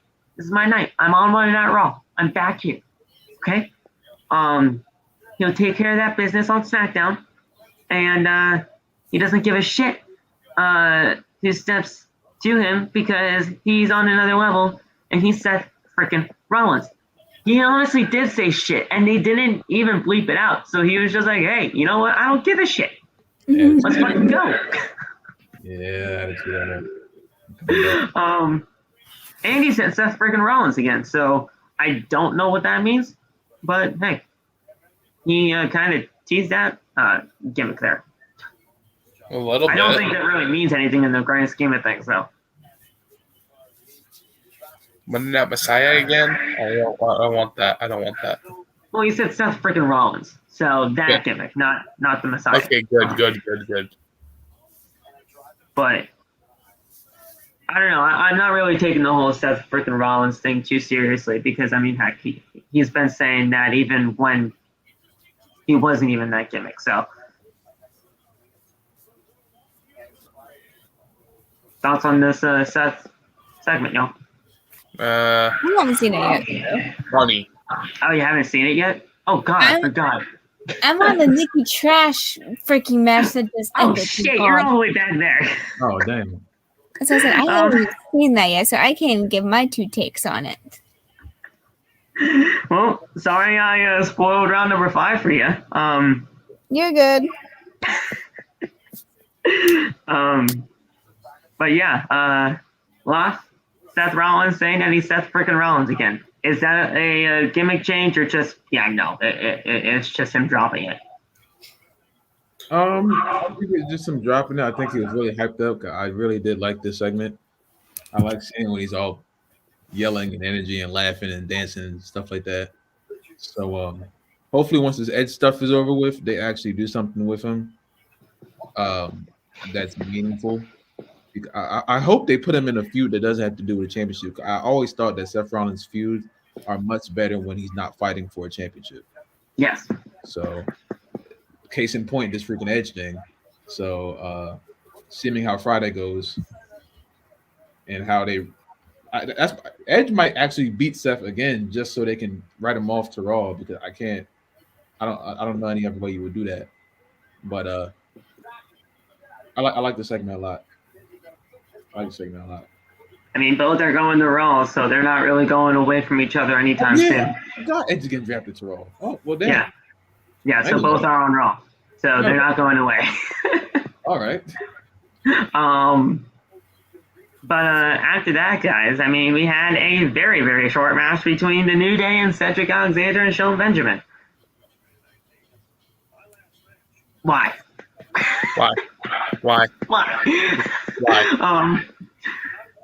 New Day win with a springboard elbow by Xavier Woods, which always looks great. I love Woods. I think Woods, he is a very, very underrated guy. Mm-hmm. Very underrated. Mm-hmm. He may be. Listen, he may not be. I can't even say that because Woods is very popular with everybody. I was gonna say he may not be the most popular out of the New Day, but listen, I think he might be. I think he could be the most popular guy out of the New Day At the because moment, of how beloved he is. Yeah, I mean, he deserves it. Everyone in the New Day has gotten their time to be their own superstar besides Xavier. I don't know if WWE saw what he was doing as Consequence Creed in TNA, but they need to watch it because Consequences Creed, right? Consequences. Yeah, freaking awesome. And people keep forgetting the New Day would not be here if it wasn't for Xavier. He came in with the glasses and said, "Yo, it's time for y'all to make a change." When Kofi and the E were like losing matches, and you think about Kofi and the E, you would think they were just running through the tag team division. No, losing. Xavier comes out and he brought the New Day to what they are now. So him not getting any freaking love at this point is nuts, you know?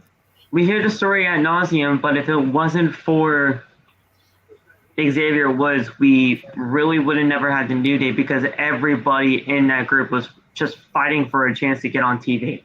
Yeah. At the time. So if it wasn't for that entire gimmick and how, I mean, yeah, sure, they kind of started off as, it started off really weird with the New Day. I mean, they started off with, I mean, they've had the music for years, but they started off just like preaching and being all like gospel kind of shit or whatever the heck they were doing, and then they were doing everybody didn't like it, so they were chanting New Day sucks.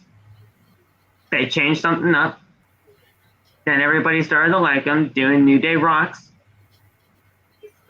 And then it became the whole Bootios thing, coming out of a Bootio box at WrestleMania. They make sure you ain't eating. And they make sure, yeah, for real, they make sure you ain't booty. Yeah, listen, they saw something that wasn't working when the first round of New Day stuff was coming around. So they went to the back and they said, hey, look, obviously something isn't working. Let's try to figure this out. And they did. And they worked it to perfection. So I think the New Day is great. Kofi and Xavier are going to SmackDown. Big E's staying on Raw. They split him up again.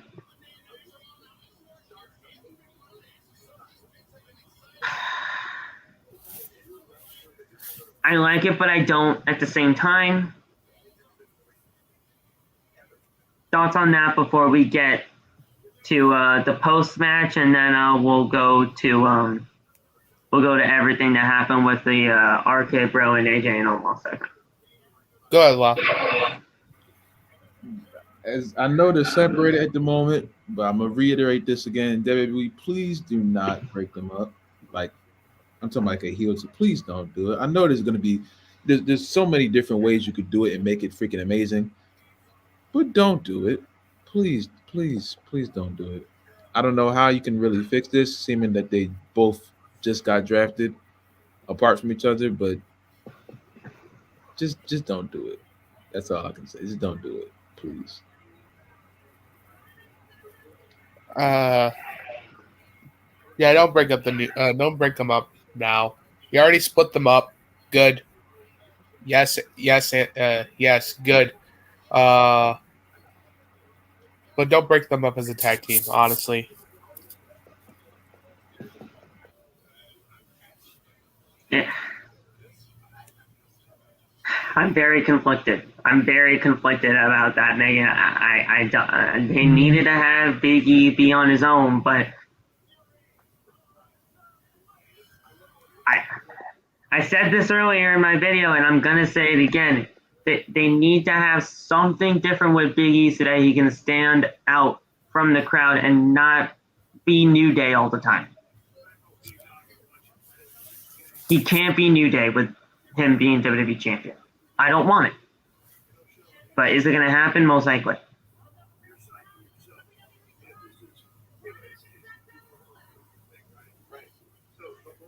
Anybody could really I mean, jump in on that. I feel you. It's like it reminds me of when R-Truth was getting his push, where they kind of made him serious truth, and like it worked, but it didn't work because he still had those little like funny comedic things to it.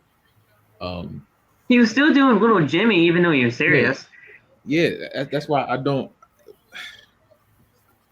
That's why I don't think E needs to change at all because he's not doing bad. I know the whole separating thing was weird because they gave him his own theme song and it's not the best in my opinion. It's just he still has the New Day stuff to him, but the New Day was such an amazing stable as far as like our generation goes. I don't think he ever should get rid of it because as amazing as he was, as 5 count E or whatever they were calling him back at NXT.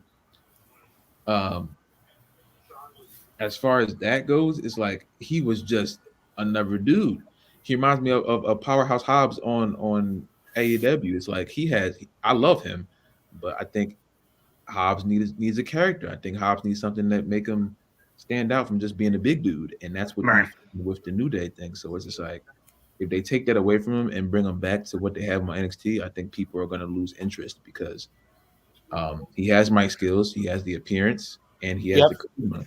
So I'm not saying I want my WWE champion out there shaking his butt every week, but I mean That's what I'm saying. Like that's really what I'm getting at here. I don't want him to be kissing babies, shaking his butt all the time. There's a time to be serious and there's a time to be silly. Yeah.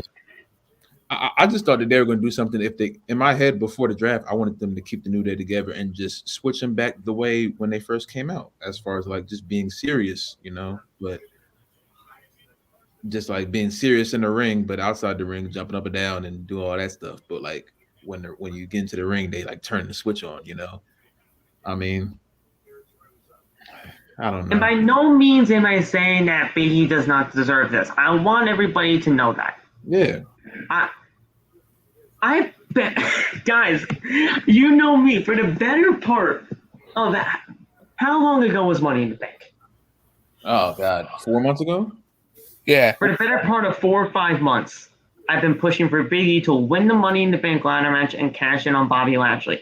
I want him to be WWE champion all along. Mm-hmm. So the fact that everybody thinks that I think that he does not deserve to be WWE champion is ridiculous because I've been wanting him to be WWE champion for 4 months now. And now that he has it, it's great. But you should have saved it for something bigger than a random episode of Monday Night Raw for ratings, and it didn't even work. Yeah. Absolutely. And the people that left their comments and to the people that said what they said on that video but now have been deleted from the comment section of that said video, listen, you said what you said, you can't take it back. It's water off my back now because you know what, listen, I don't give a shit about those comments. I don't. You said what you said.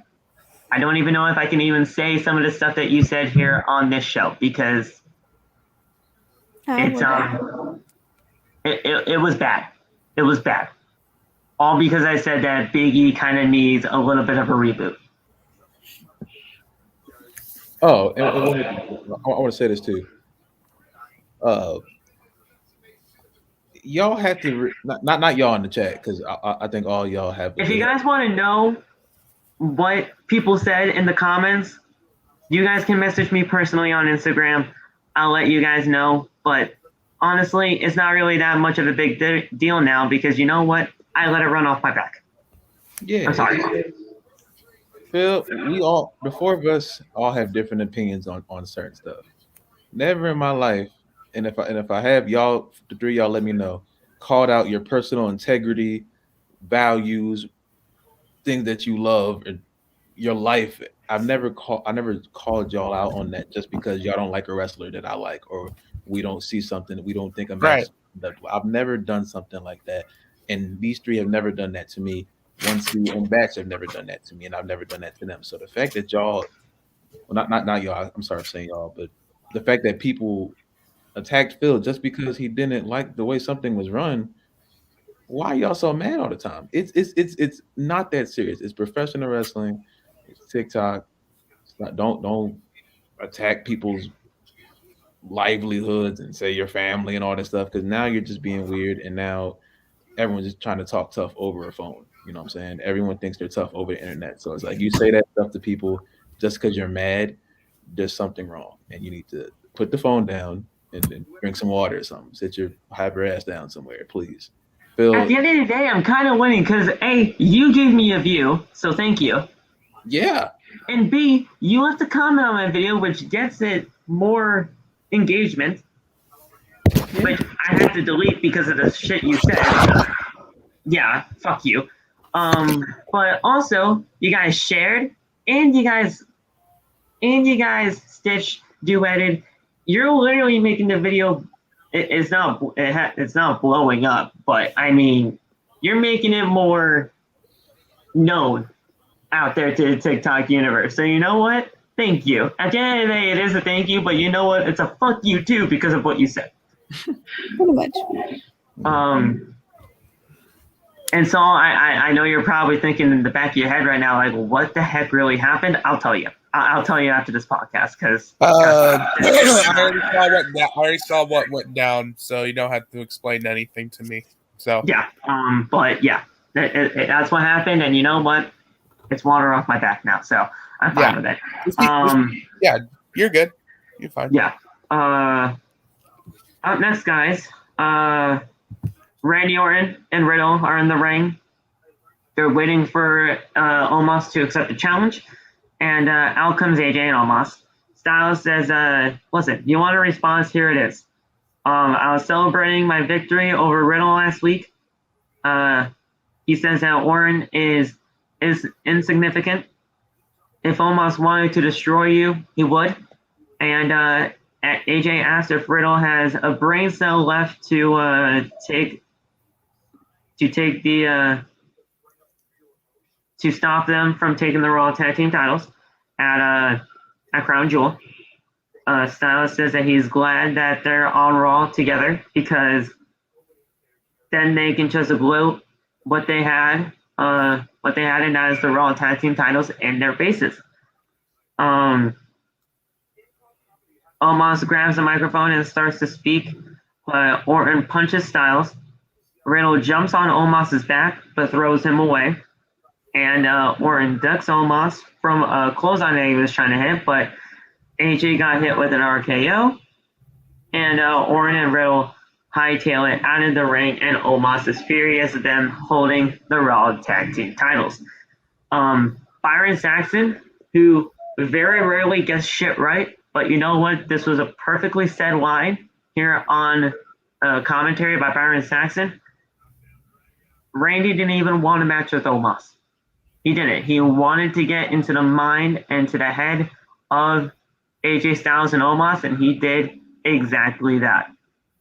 Great line by Byron Saxon. So shout out to you, my man. And honestly, this was a really good segment. I liked it. That's really good. That's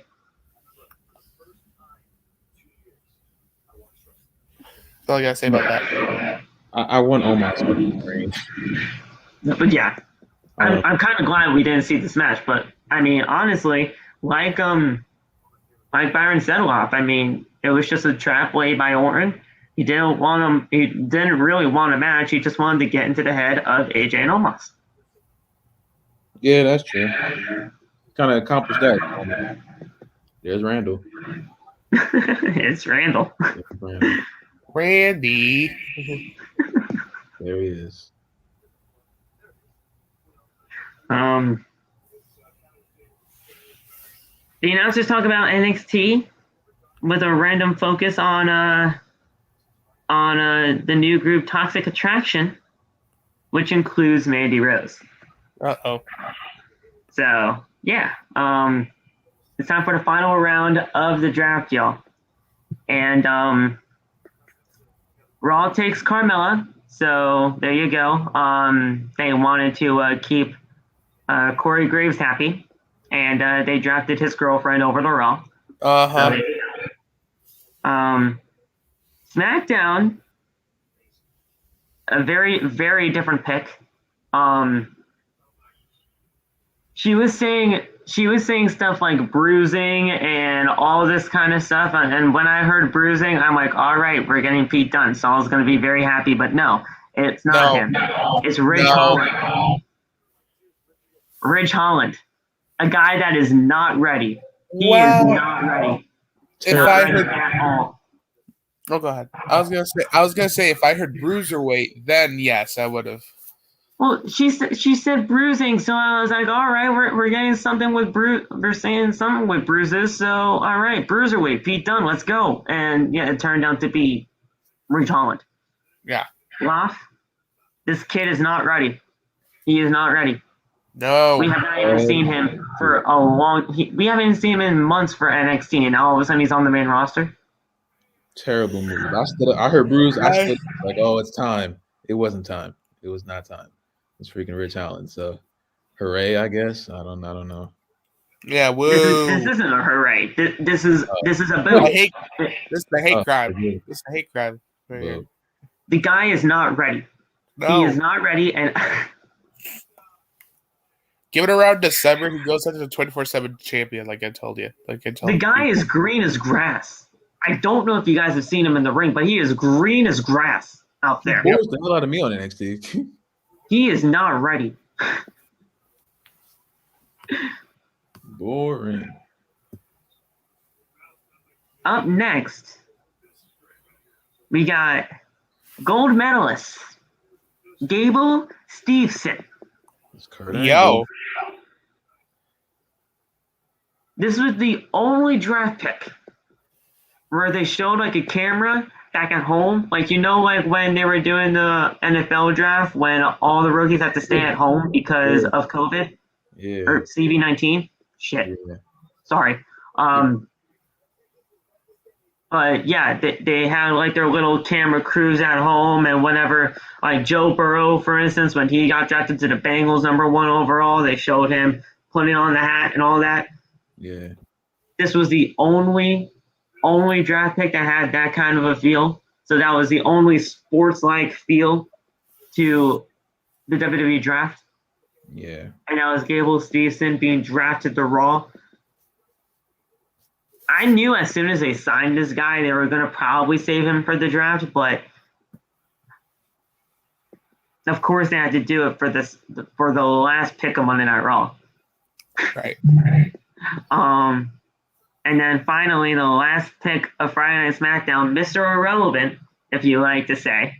And this kind of just fits perfectly with the whole conspiracy theorist kind of storyline that he has. It's Sami Zayn. Sami Zayn is Mr. Irrelevant in the WWE draft. Nice. Nice. It kind of just fits perfectly, with the whole conspiracy theory. Like, why the heck was I drafted last overall on Monday in the WWE draft? There's a conspiracy. I'm starting to believe him. I'm starting to believe him. So I mean, listen, it kind of fits. So Sami Zayn is Mr. Irrelevant. He's drafted last overall, and he goes to Friday Night SmackDown. Well, stays on Friday Night SmackDown. Yeah. And that's it. That's your final round. So it was Carmella, Holland, Stevenson, and Sami Zayn. This round was trash. It was trash. It was bad. Seems like Vince this round. Sami Zayn leaving WWE too? Most likely, yes. Yeah. When his contract is up, most likely, yes. Yeah. But yeah, that was your final round for the draft tonight. I thought we were going to get 6 rounds. We got 6 rounds. It's crazy. Those the last 2 rounds, man. I took the air out of me. Yeah, the first 4 rounds were okay. Yeah. I was happy. And yeah, these last 2, kind of a meh.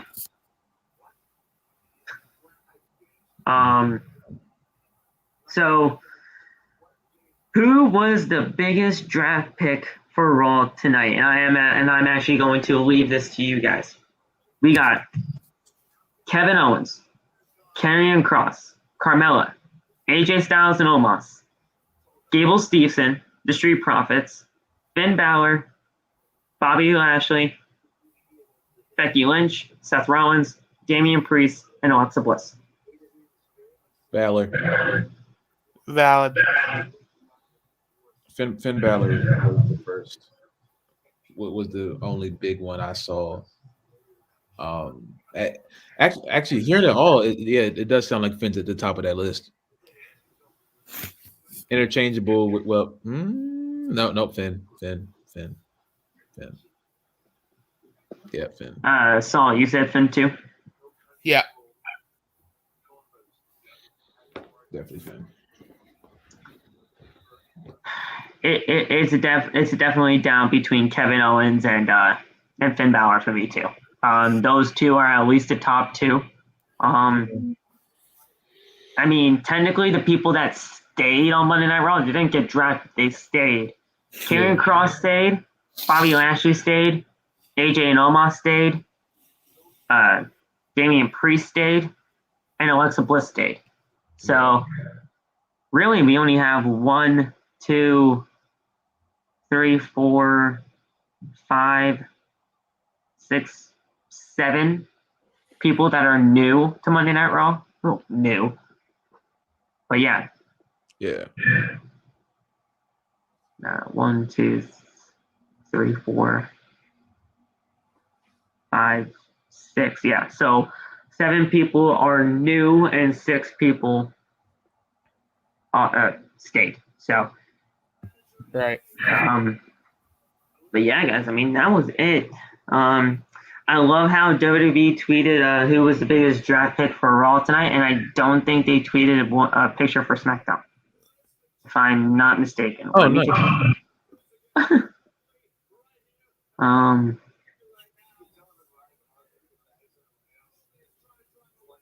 Yeah, they did not. Great stuff there, guys. Nice. Yeah, they said who was the biggest draft pick for Raw, and they didn't even do one for SmackDown. Great.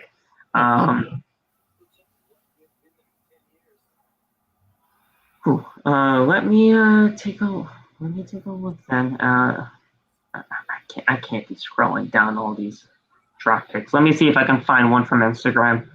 They had to have posted something on Instagram for it.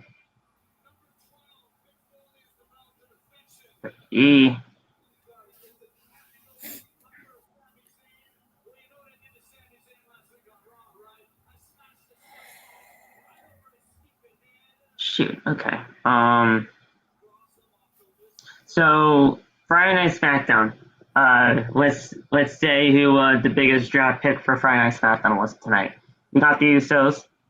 We got Sasha Banks. We got Shinsuke Nakamura, Sheamus, Shayna Baszler, Xia Li. Boo. Yeah. And we got the Viking Raiders, Ricochet, Yeah. Cesaro, Yeah. Humberto. Boo. Then Ridge Holland, Sami Sucks. Zayn, and that was Yes. it. Honestly, SmackDown tonight, I don't know what it was tonight, but SmackDown kind of shit the bed. It did. You think so? A little bit. There are not really that many noticeable or big names there. What was the biggest name tonight, guys? I mean, Yeah. technically Zaya, yeah. I mean, Shayna, I guess, something. Yeah.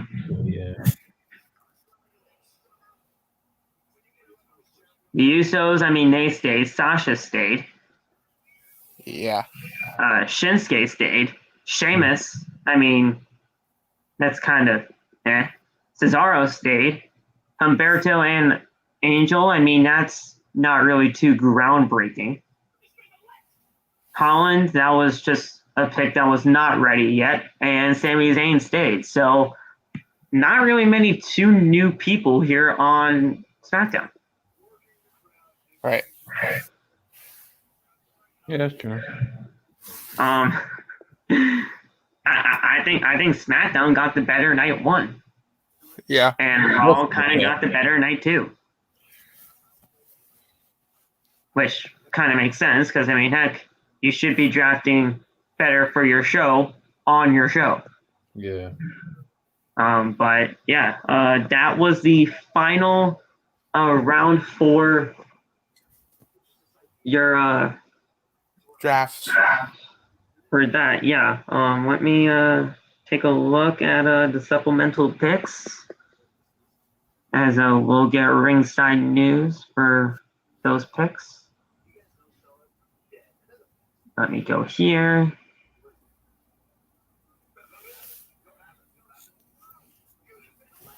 Even more draft picks after Raw. So here are some updated names added to the Raw roster. So Dana Brooke, Dolph and Bobby, Jackson Riker. They split up the Goons. Well, wait, no, that's some. What the heck is that?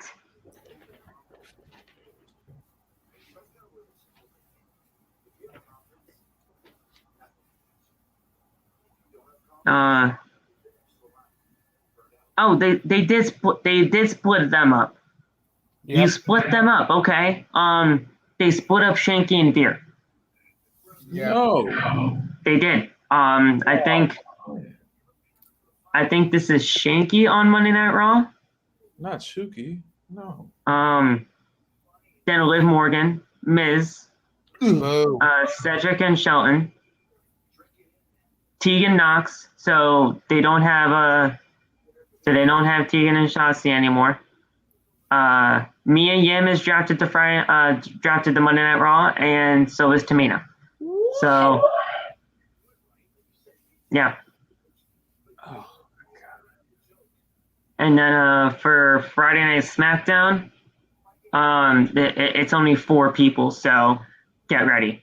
Shotzi, Natalya, Jinder, and Veer or Shanky, whatever the taller one is, whatever this one is. I don't know. Whatever that one is. Shanky's on SmackDown, Veer's on Raw. Okay. So that one's Shanky apparently. But yeah, so those were the updated names there.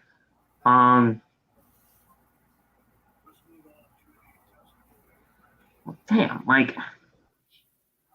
Okay, so wait. The supplemental picks from Talking Smack, if nobody knows, Natalya, John Morrison. Wait, they don't even say which ones are for who on Raw or SmackDown. I'm gonna get out of there. Bayley declares herself a free agent after WWE draft. That's right, Bayley didn't even get drafted. Oh, damn. I completely forgot about that too. Included breakup of 2 tag teams in the supplemental draft. Raw selected Tegan Knox and Tamina, while SmackDown got Shotzi and Natalya. Honestly, look, am I really bummed out that Shotzi and Tegan got split up? Yes, I am.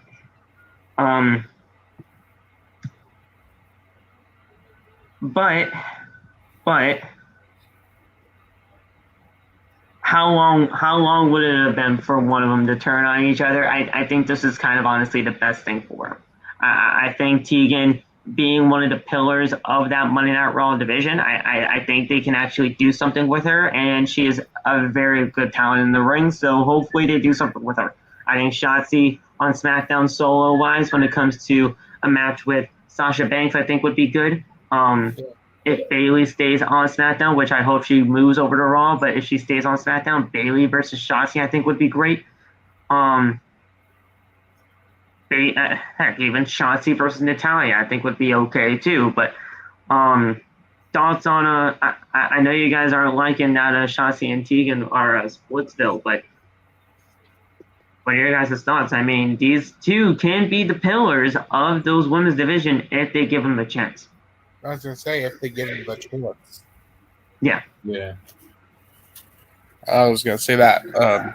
I hope this women's division on Raw will be a success. I hope they don't, I hope they don't screw this up. Hope they just don't, like you said, Phil. Hope we don't see no rematches after rematches. Otherwise, the product's gonna be what we not expected again. Yeah.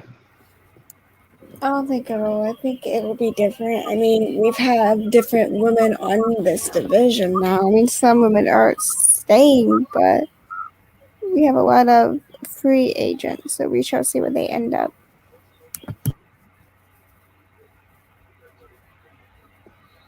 Well, I know you're not a happy man that they split them up, but if they have something, they can be something.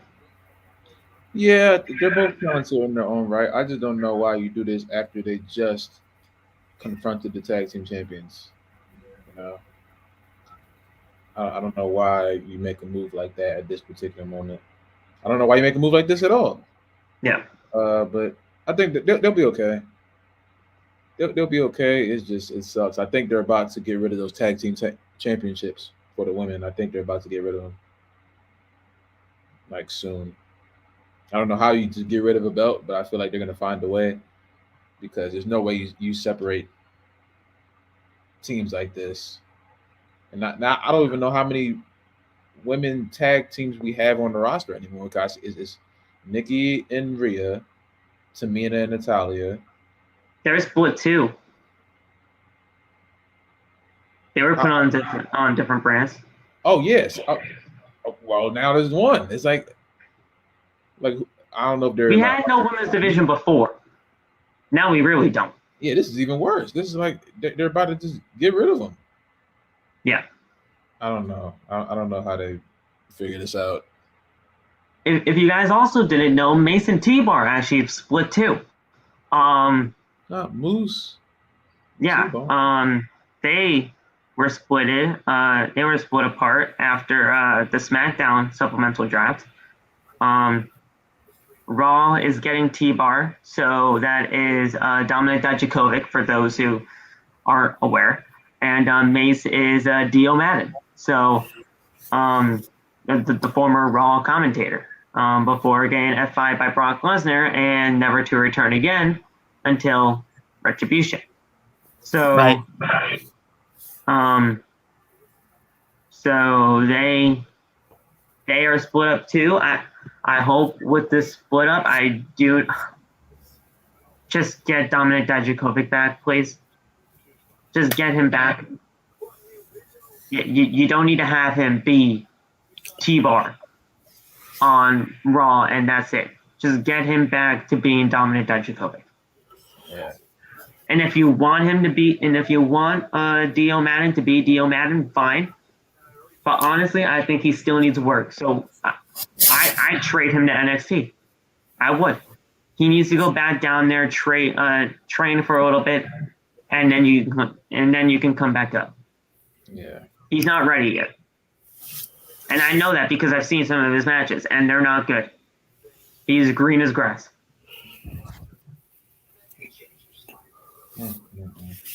Thoughts on T-Bar and Mace? Go ahead, Laugh. I don't really care. I mean, they need to be solo stars, then let them be solo stars. Get rid of those stupid names. I never had a problem with their ring style. I just don't like the stupid names. But I mean, if they can make these two worth something on the show, I'm all for it.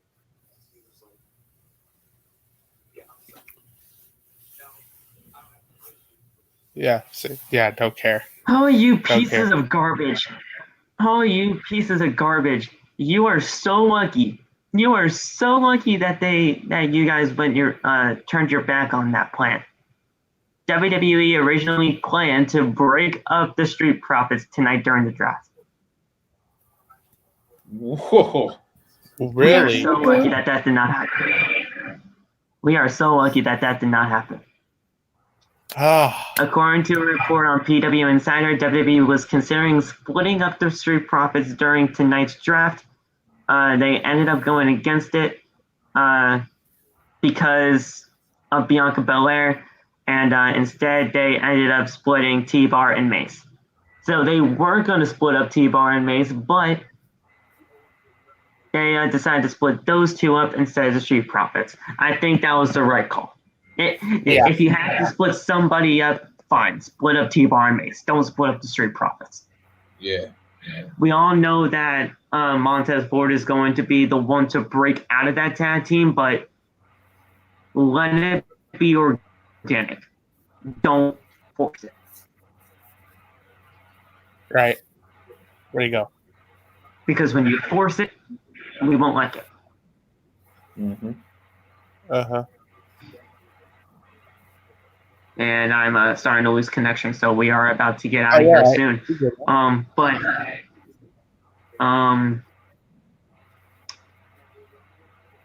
Evil Stevenson makes first public statement after being drafted to Raw. What did he say?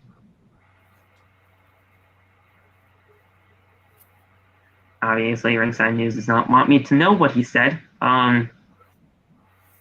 He just said Monday Night Raw, 3 exclamation points, and then added WWE. So he's like, yeah, Monday Night Raw. There you go. Good stuff. All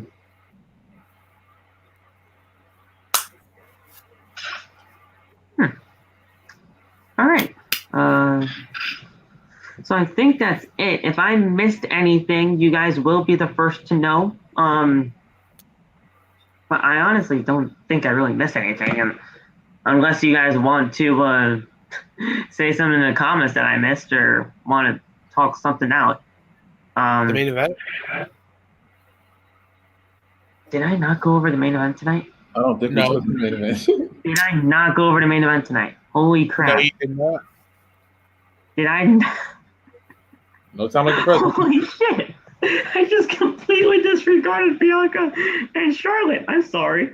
Wow. Maybe it's because I wanted to disregard Charlotte. I would never want to do that to Bianca. Well, yeah, the match is good. Becky was on commentary again. This one though, it was not as bad as Friday. Right. Right, Loff, or am I completely wrong in saying that? Wrong, Love. I am wrong. Okay. Tell me why. Now I'm kind of convinced at this point someone's writing this stuff because some of this stuff sounds like shit I've never heard anyone say. She was just talking with Byron Saxton. I thought she was gonna be arguing with Corey, but she decided to argue with Brack. Dan, what's his name? Saxton. Byron Saxton. So it was. Now I don't know what's going on. Now I got to talk to somebody backstage because what the hell? Now it's starting to get annoying, and if this becomes an actual occurrence, I'm gonna start getting a lot more mad at her coming out and doing what she's doing because damn. Because here's the thing: Becky was reciting poems tonight. Yeah. All right. That means shit. Yeah. She was reciting poems. She was stumbling over her words again, and there were just some things where she was saying that she knew what a triple threat was. I mean, of course, you should know what a triple threat was. You've been working in WWE for how long now? And it was Byron and it was Byron being in the role of Michael Cole tonight. Just arguing with her back and forth and trying to figure out where everything was going. Flair is getting angry and she tries to drop a knee on Belair's leg, but she avoids it and slams her for a 2 count. Belair goes to the top rope, but Charlotte hits the ropes to drop her, then hits a big boot, and Belair falls into the ring. So she was on the top rope, hits a big boot, and she falls into the ring. Charlotte goes up to the top for a moonsault. Belair moves. Again, even when Charlotte tries to hit a moonsault, it looks terrible. So thank God every single time she does a moonsault, somebody moves. Right. So once the moonsault misses, she does another moonsault and actually lands it again. Sucks. It was bad. It sucks. Belair with a roll up for a 2 count, then hits Flair with the KOD and covers, but Lynch drags her out of the ring and attacks. So winner by disqualification, Bianca Belair. It was the same shit on Friday, but this time it was just in reverse. Becky beats Bianca around ringside and hits the backsploder into a barricade. Becky gets Bianca back inside the ring, beats her, and then Sasha Banks comes out of nowhere, beats her, and attacks. Banks beats Lynch into the corner and hits double knees. Then does the same to Belair and poses to end the show. This was literally the exact same thing as Friday Night SmackDown. It was just Becky standing on top here. This literally had no point. Even with Sasha coming back to Monday Night Raw just for this one appearance, this literally made no fucking sense. It really did. I was happy. I mean, so you can be happy for your girl. I mean, it's fine. Like I'm not going to shit on it as bad, mainly because we all knew that this was going to happen. But this literally made no fucking sense. I'm just happy I saw my wife. And you can be like this. Like it's great that we're seeing Sasha Banks, but listen. At the end of the day, the triple threat has 2 Monday Night Raw competitors and 1 Friday Night SmackDown competitor. Either 2 things are going to happen in this. All right, Sasha's going to win this championship in Saudi Arabia, or Becky is going to retain, go to Monday Night Raw. Charlotte, who's not even defending the title as far as I'm aware of, goes to Monday Night Raw. We have Sonya and Adam Pearce stand with them, saying, "All right, hey, look, you're on Raw, you're on SmackDown. Just give each other the championship so that she can have the title that she never lost. And Charlotte, you can just have the SmackDown Women's Championship because you're on SmackDown now." Those are the only 2 things that are going to happen. And honestly, I'm going with the latter one. I'm going with the switching of the championships because I would love to have Sasha Banks just win the championship outright, but I think we're just going to get a switching of the titles. Yeah. Thoughts on that before we head off the air? Because honestly, I think that's really the final point that we're going to have to make tonight. Go ahead. You got it, Megan. Yeah, go ahead. Of the titles is what's gonna happen because Becky won it I think about a month ago now. It would only make sense for her to just do the switching of the titles, and everyone has been working on top except for Becky, so that just gives it away and who's winning at Crown Jewel.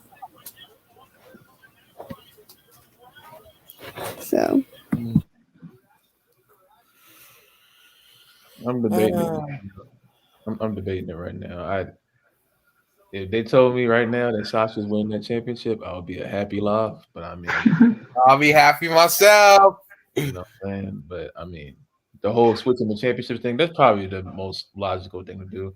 Yeah. But this damn company does not have logic. So I mean, I was gonna ask you, is that really logical though? Because that wasn't logical with the SmackDown and Raw tag team titles when the Usos and the Street Profits did it then.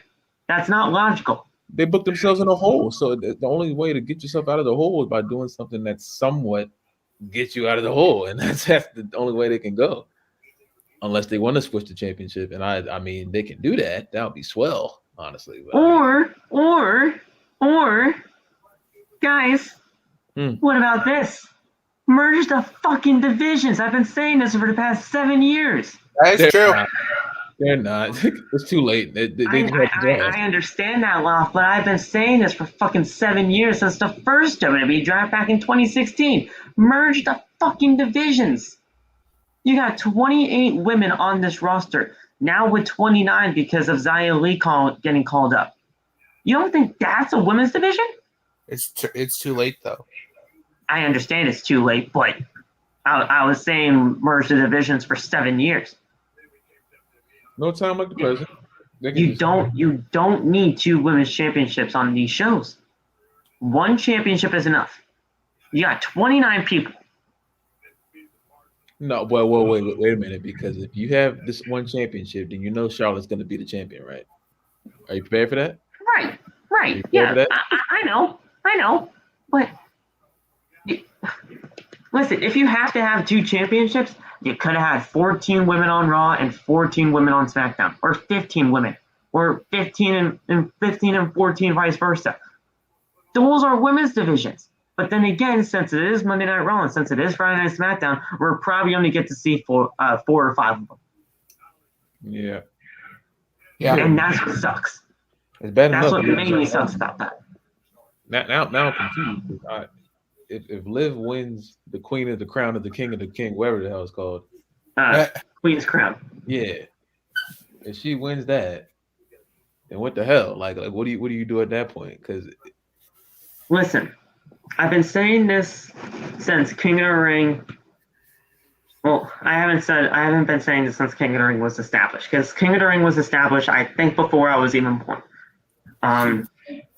But listen, King of the Ring and this whole Queen's Crown tournament has to be for something.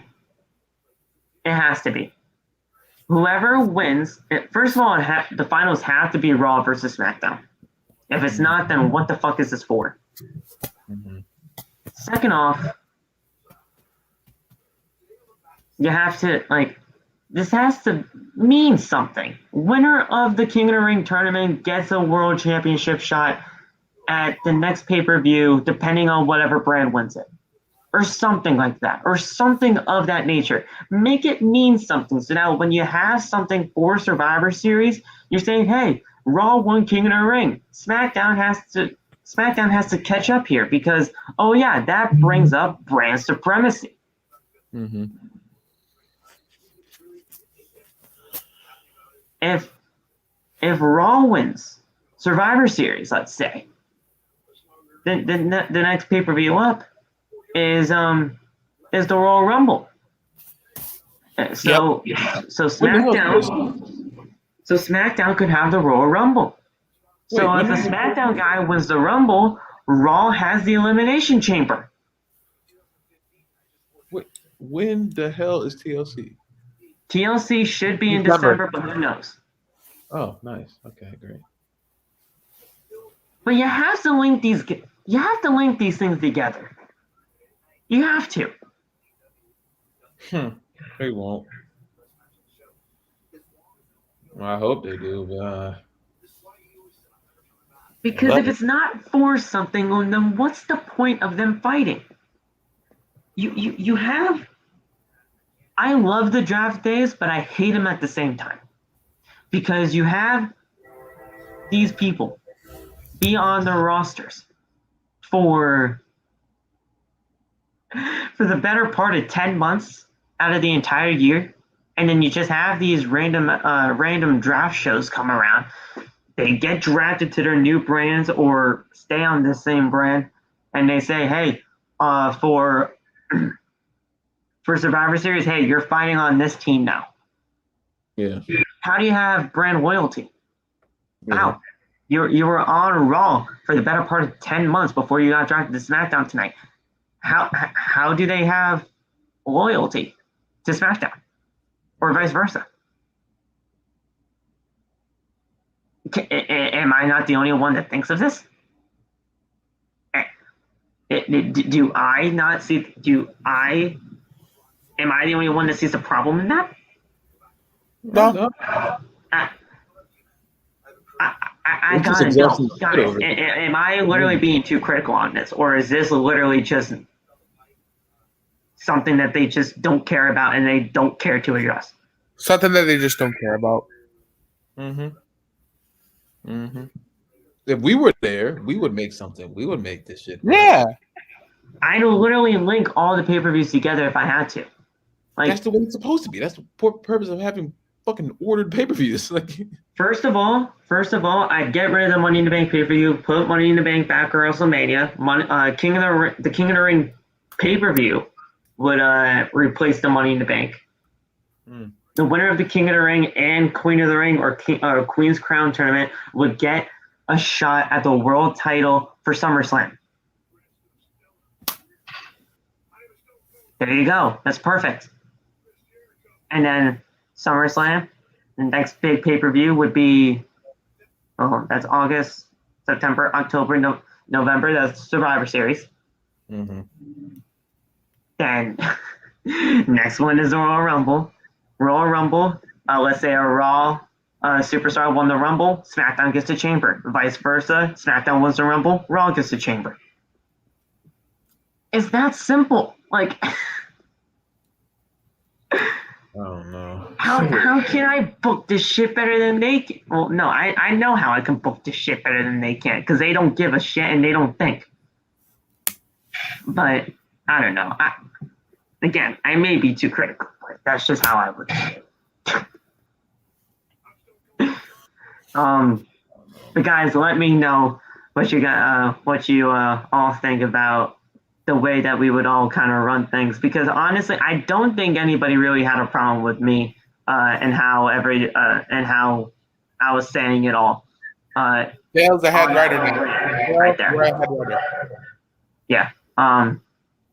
If you guys have a problem with the way that I ranted about that, let me know. I'd love to hear your thoughts, and I'll get back in the comments whenever I can. But guys, that's it for draft night, guys.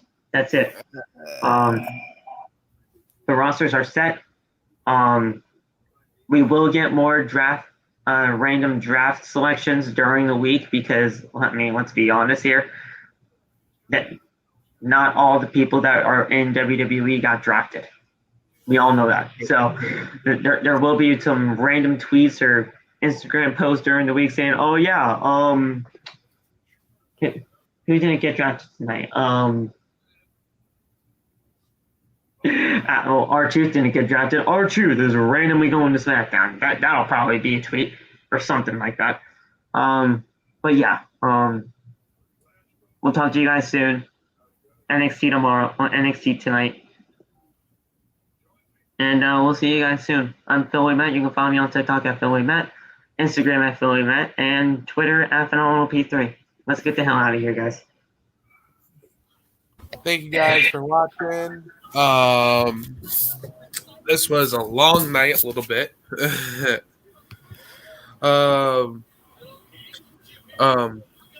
Draft was okay. Had mixed reactions with the draft. We'll see you on NXT. Go follow me on TikTok. We love y'all. Stay safe, and see you tomorrow.